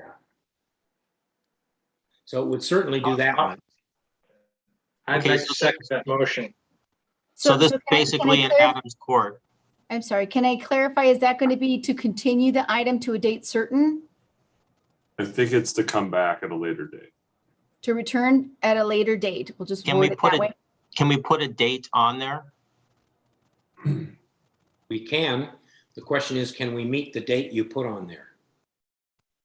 October 12th. October 12th would be 1 month from now. I believe one of you will not be here on the 28th. And it sounds like this discussion has been so robust. My inclination would be to have it discussed at a meeting when all 5 council members are present. Can you make October 12th? Tell us to. Okay. Do October 12th. I'll add that to the motion then. I'll amend it to add October 12th to come back to council. Is there a second? Ms. Mendel? No, I was just going to ask a question.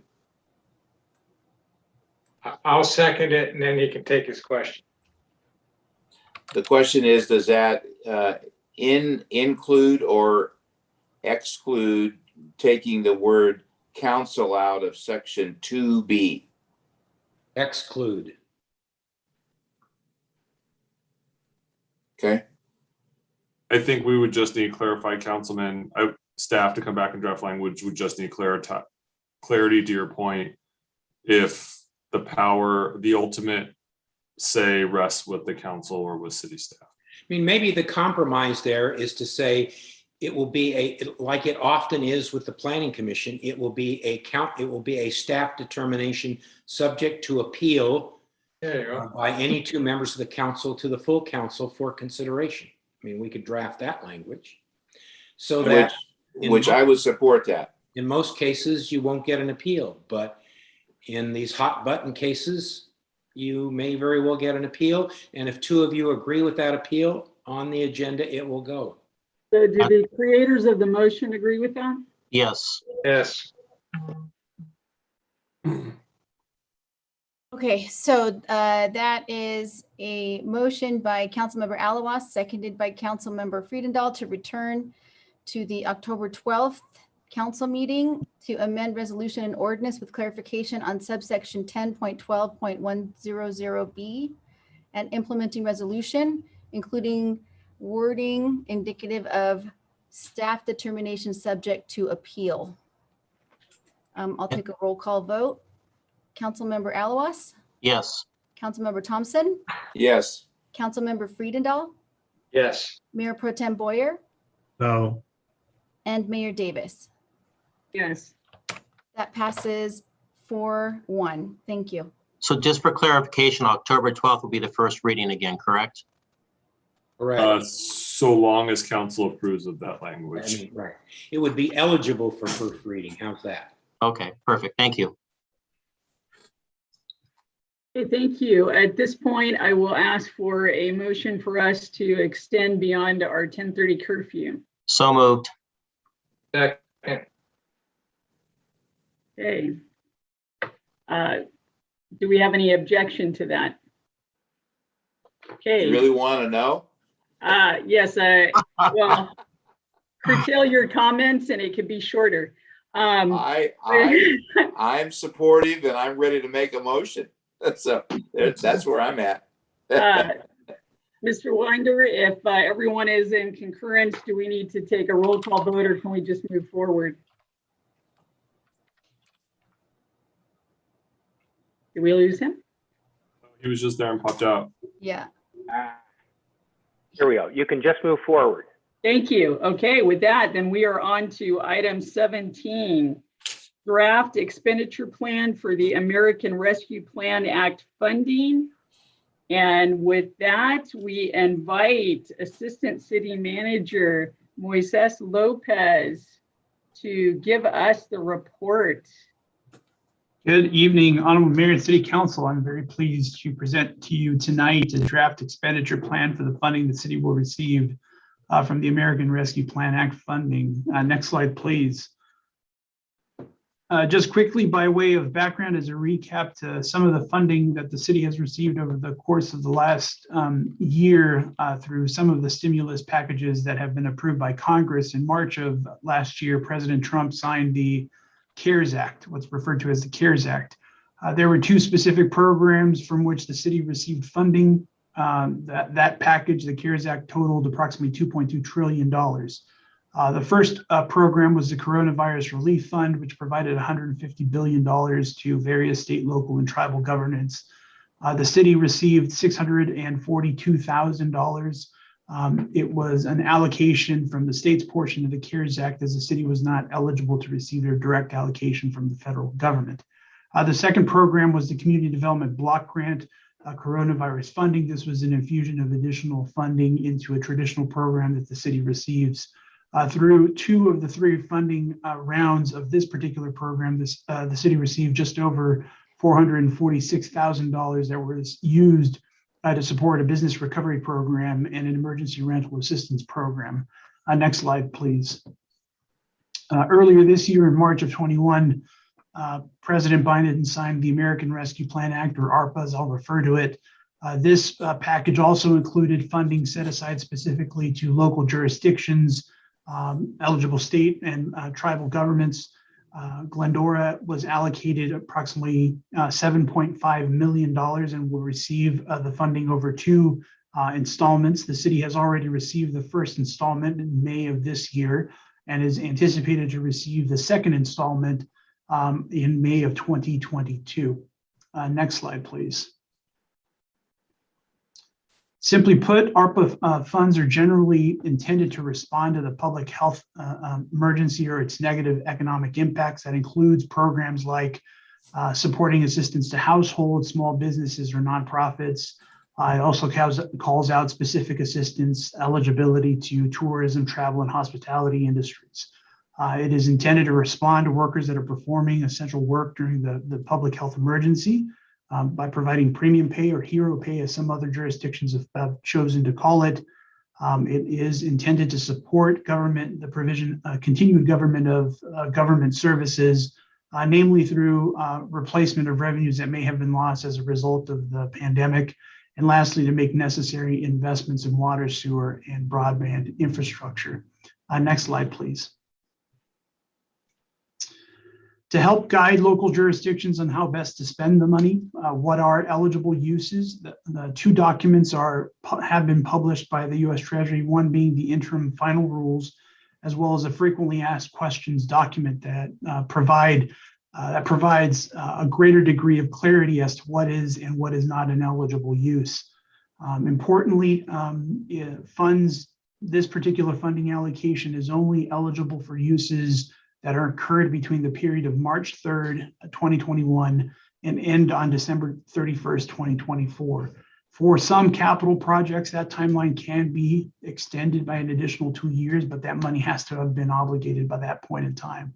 So the draft plan that's in the staff report and that we'll see in the next slide basically takes into consideration the feedback that we've received from members of the community, the city council strategic plan, not specific plan, apologies, that's the planner in me, as well as the interim final rules and the FAQ document.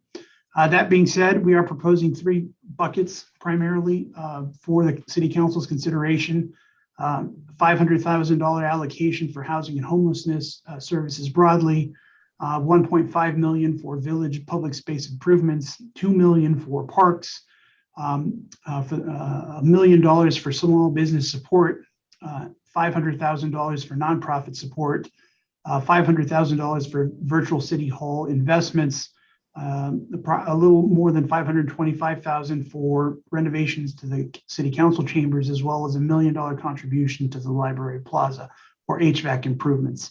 This is just a starting point for the city council's discussion and deliberation. It is a recommendation that we're making to you, but we are clearly open to the suggestions and recommendations that all of you may have as to where to make these investments over the next couple of years. Next slide.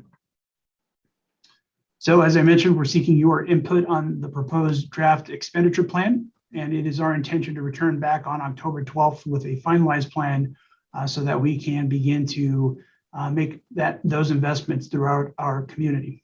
Next slide. With that, it is our recommendation that you provide input on the draft expenditure plan for ARPA funding, and then subsequently direct staff to formally return on October 12th for final approval of the expenditure plan. Mayor, that concludes my presentation. Thank you very much. Councilmember Thompson. I like this. I talked about it today with David and staff, and I support this outline. So I'm good to go. Thank you. Councilmember Alawas. Thank you, Mayor. Moises, thank you for your presentation. I like to see this framed differently, completely. We're going to have 2 different tranches of funds. And the first we have in hand right now. The second, we're going to get obviously next May or June, if there's not a 12-month delay based on certain circumstances that we had spoken about before. Folks are hurting quite a bit now. So I have 7 different categories that I put in there for the first tranche. One being $1.3 million for business assistance, which being past rent, lost income, employee retention, etc., which is acceptable within the plan. $1 million improvement for the only capital expenditure I want to see on this is for the virtual city hall and the expansion of the council chambers, because that's directly related to COVID restrictions and Cal OSHA mandates. The third would be $500,000 for residential back rent relief, $462,000 for homeless housing, and $300,000 for behavioral health care. We have a number of providers in town. Perhaps it can be a grant process. There's a lot of folks out there that are hurting and could use that assistance. $100,000 for help with past due utility bills. $100,000 for food bank assistance with a third party. That comes out to $3,762,000. There's some change left over. What I believe what we can do with this is we had originally 75 businesses that applied for a business assistance, and for one reason or another, they couldn't. It didn't work for them for one reason. If they got the payroll protection or they didn't have their paperwork in line, whatever. But now the slate's clean, and so I would imagine we're going to probably have even more requests from this going down the road. What I like is by doing this is if none of this happens, we're going to know within about 2 months once we release the funds, if folks don't want to go for any of these categories or there's no, folks aren't really interested or they don't apply for it, we can always take these and reprogram them down the road with a second tranche or even further down than that.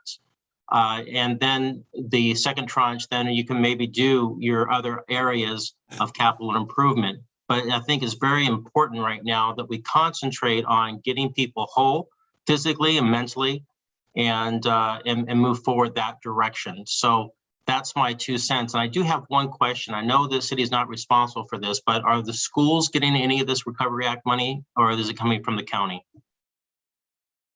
My understanding is that they've received some allocation of funding similar to the CARES Act. That is correct. Okay. Councilman, if I can ask for one point of clarification, the state of California, so the city's already issued a rent relief program residential. In addition to that, the state through this funding source has released a pretty robust program. More people from Glendora have taken advantage of that program than they have our own and would qualify not for both. The state's program is unlimited. Would we want to have a duplicative funding source? Well, the thought process is yes for a short time, and if it doesn't quite work in the second tranche, then we just push that into the second tranche. We have it out there; it's available for those folks, and if we needed to have and move that into the business assistance for past due rent, then we can do that as well. This has to be flexible for staff to be able to reprogram the funds on the fly, and that would be part of the request is to let staff have that mobility to do so.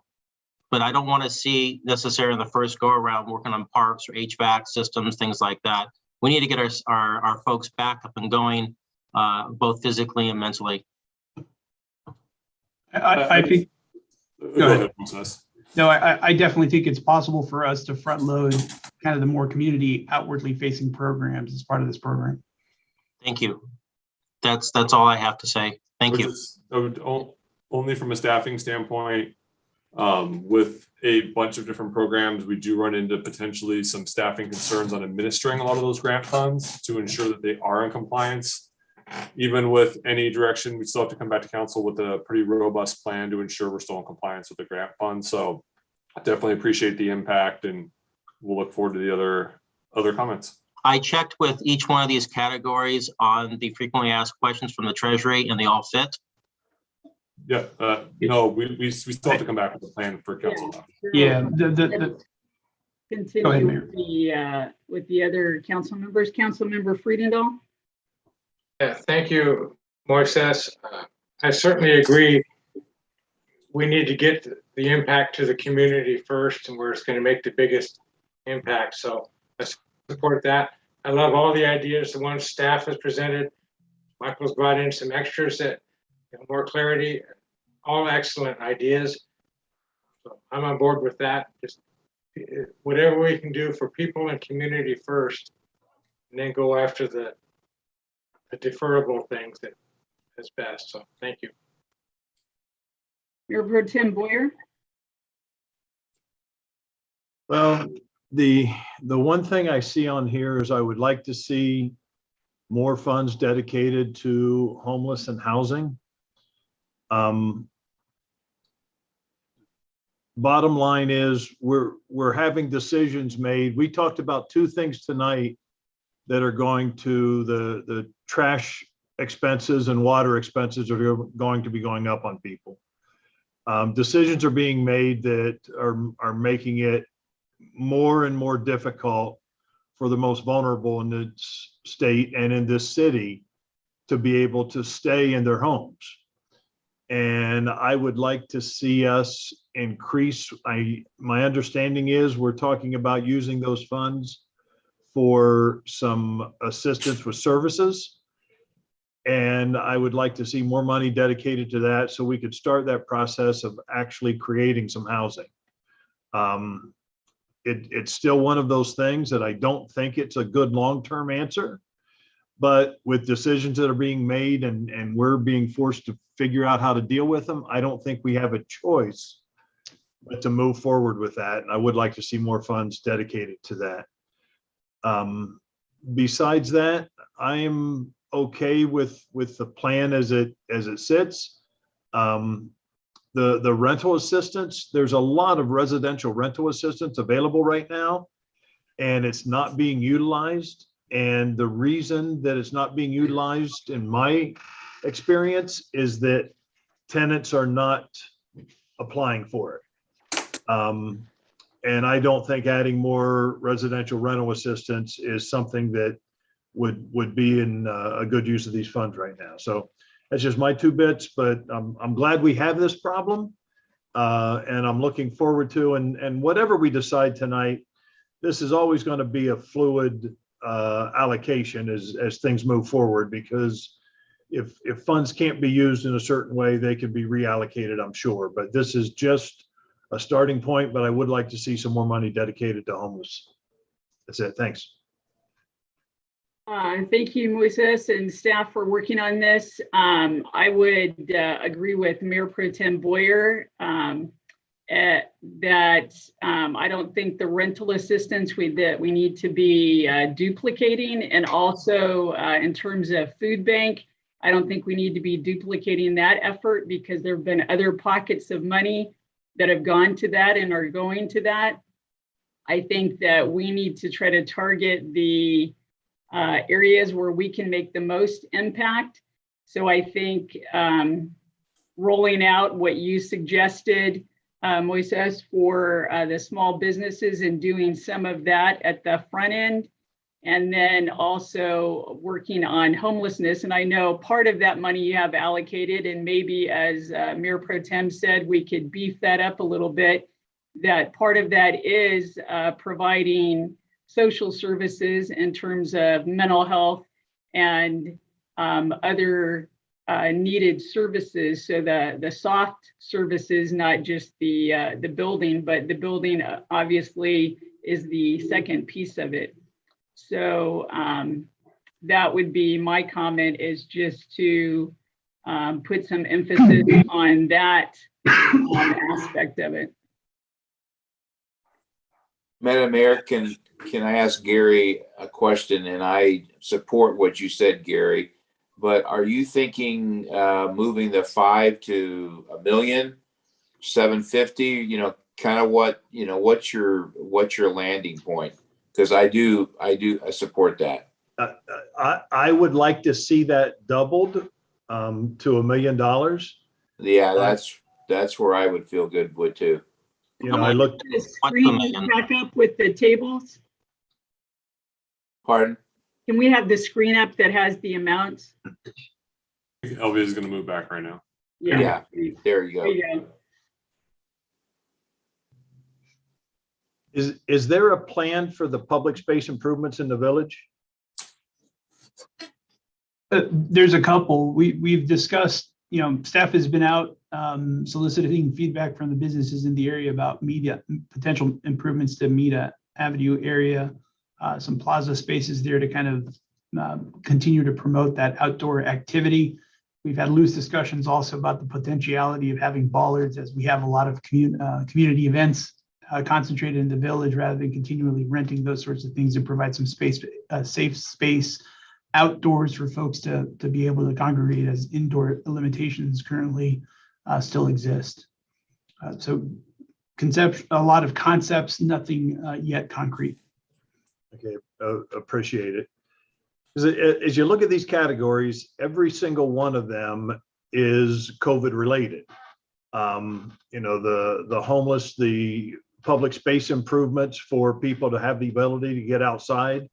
You know, when we're in situations like this, the small business support is, you know, obvious. Virtual city hall. Yeah, the nonprofits, the virtual city hall and city council chambers. Let's face it, we have not been able to communicate with the public like we have in the past during this, and it's important that we be prepared for anything moving forward.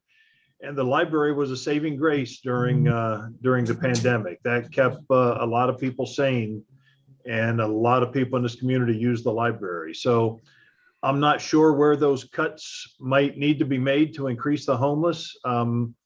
Maybe we could take $250,000 from the village improvements and $250,000 from parks. And that could make up for it, but I'm open to any suggestions. So, but wouldn't you want to put the capital improvements at the back end of the second tranche as opposed to the front end? I don't think this is the front end. That's just the way that it's listed here. It doesn't mean that those things are first.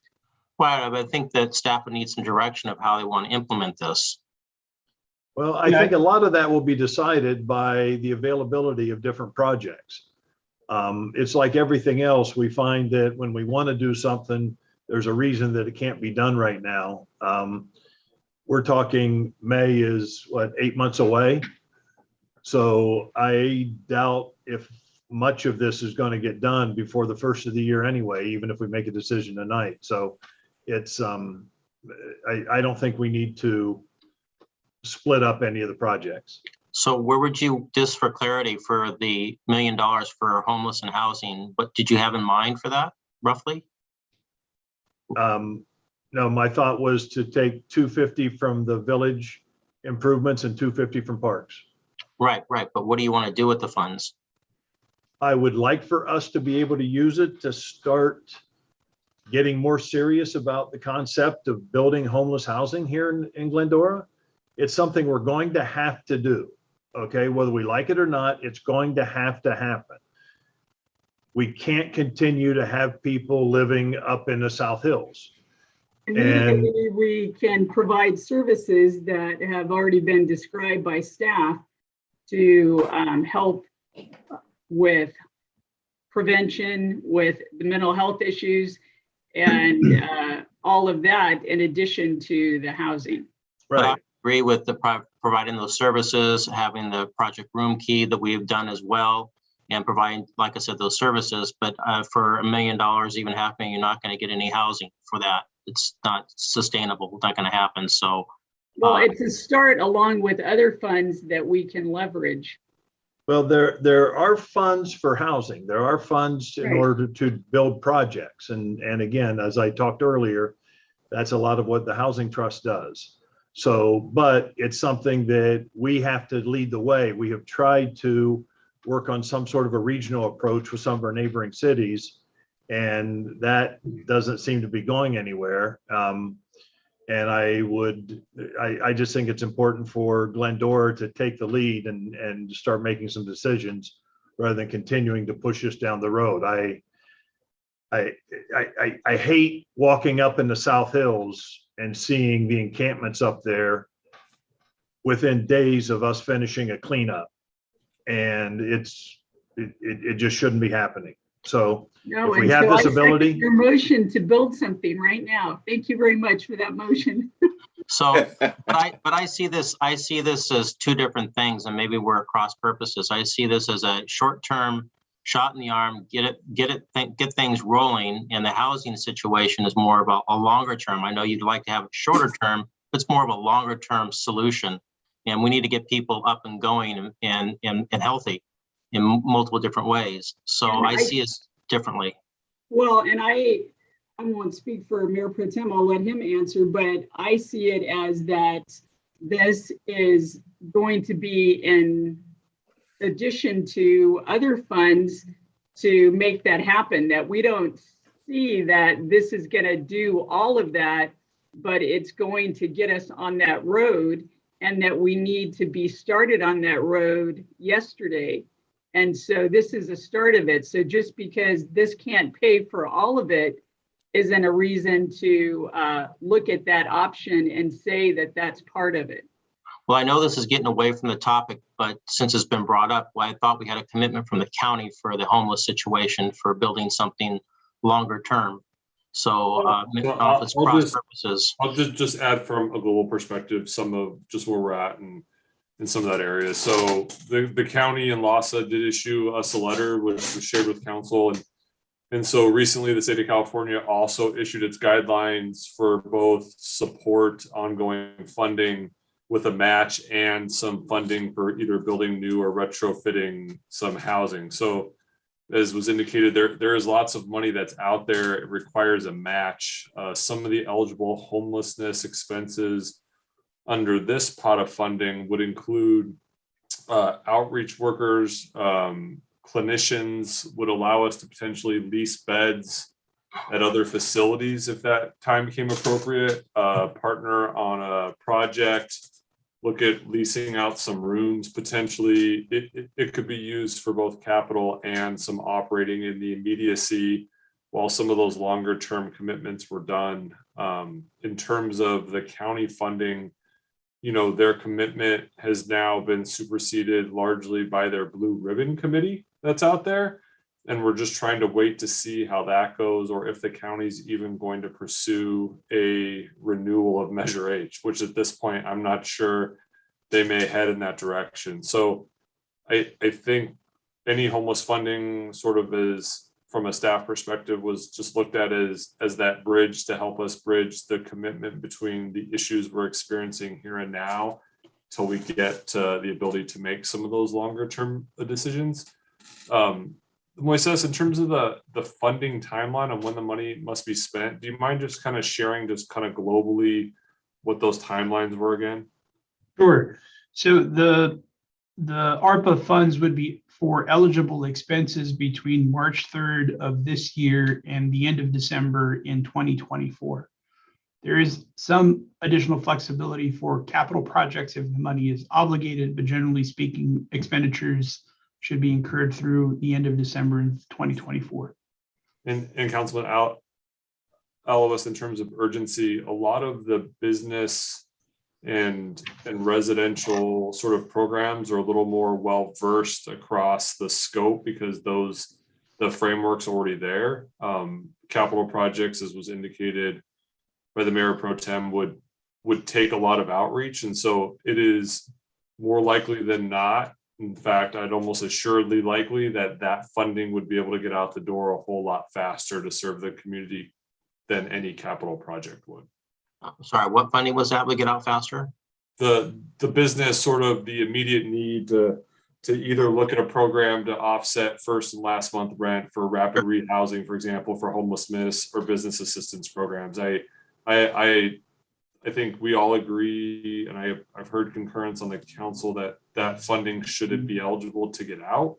$1 million or $1.3 million, as you reference, is a lot of money, and given some of our experience with previous programs, I'm hoping there's an appetite for $1.5 million, to be honest with you. But at this point, we're just starting with a dollar figure and can always come back afterwards and ask for more, or council can move money around now and we'd come back with an advanced plan on how to spend some of that money. And that was a thought process of treating this with two different tranches, but that's all right. I think that will happen naturally through this process. We'll be able to get those other programs up and running much faster than we would the capital projects, for sure. Sure. All right. Great. So is there a motion to? I don't think requires a motion, is it? You can receive and file the report. Yes. So moved. Okay. Is there a I'll second? Thank you. So the plan will be to come back in October, and we'll have a much more granular level report for consideration of the council with individual programs that kind of wrap up into these amounts, just so we're all on the same page. And we'll take the consideration we've heard tonight on funding limits and where it goes and wrap all that into a more comprehensive plan. Okay. Great. Okay, so I will take a roll call vote. Councilmember Alawas, Yes. Councilmember Thompson, Yes. Councilmember Friedendahl, Yes. Mayor Pro Tem Boyer, Yes. and Mayor Davis. Yes. That passes 5-0. Thank you. Thank you. Thank you, Moises. Thank you all. All right, that takes us to the end of our agenda. Are there any further comments by council members? No, thank you. Yes, Karen, I just want to, if possible, with the county tax assessor, the landing page for the $7,000 deduction or abatement is ASSR-HOX at assessor.lacounty.gov. That's ASSR-HOX. Okay, thank you. Anyone else? Okay, Mr. Raymond, any further comments? None for me. Mr. Winder, Nor from me. any other staff that is still on the call with us? Any? Just a real quick comment is the tabulations for the election results are up on the county's website for Los Angeles. And if you want to see about it statewide, you could also go to the state website. Currently, 57.7% of the precincts have been partially reported. Thank you very much. Okay, with that, then we are adjourned at 10:54 p.m.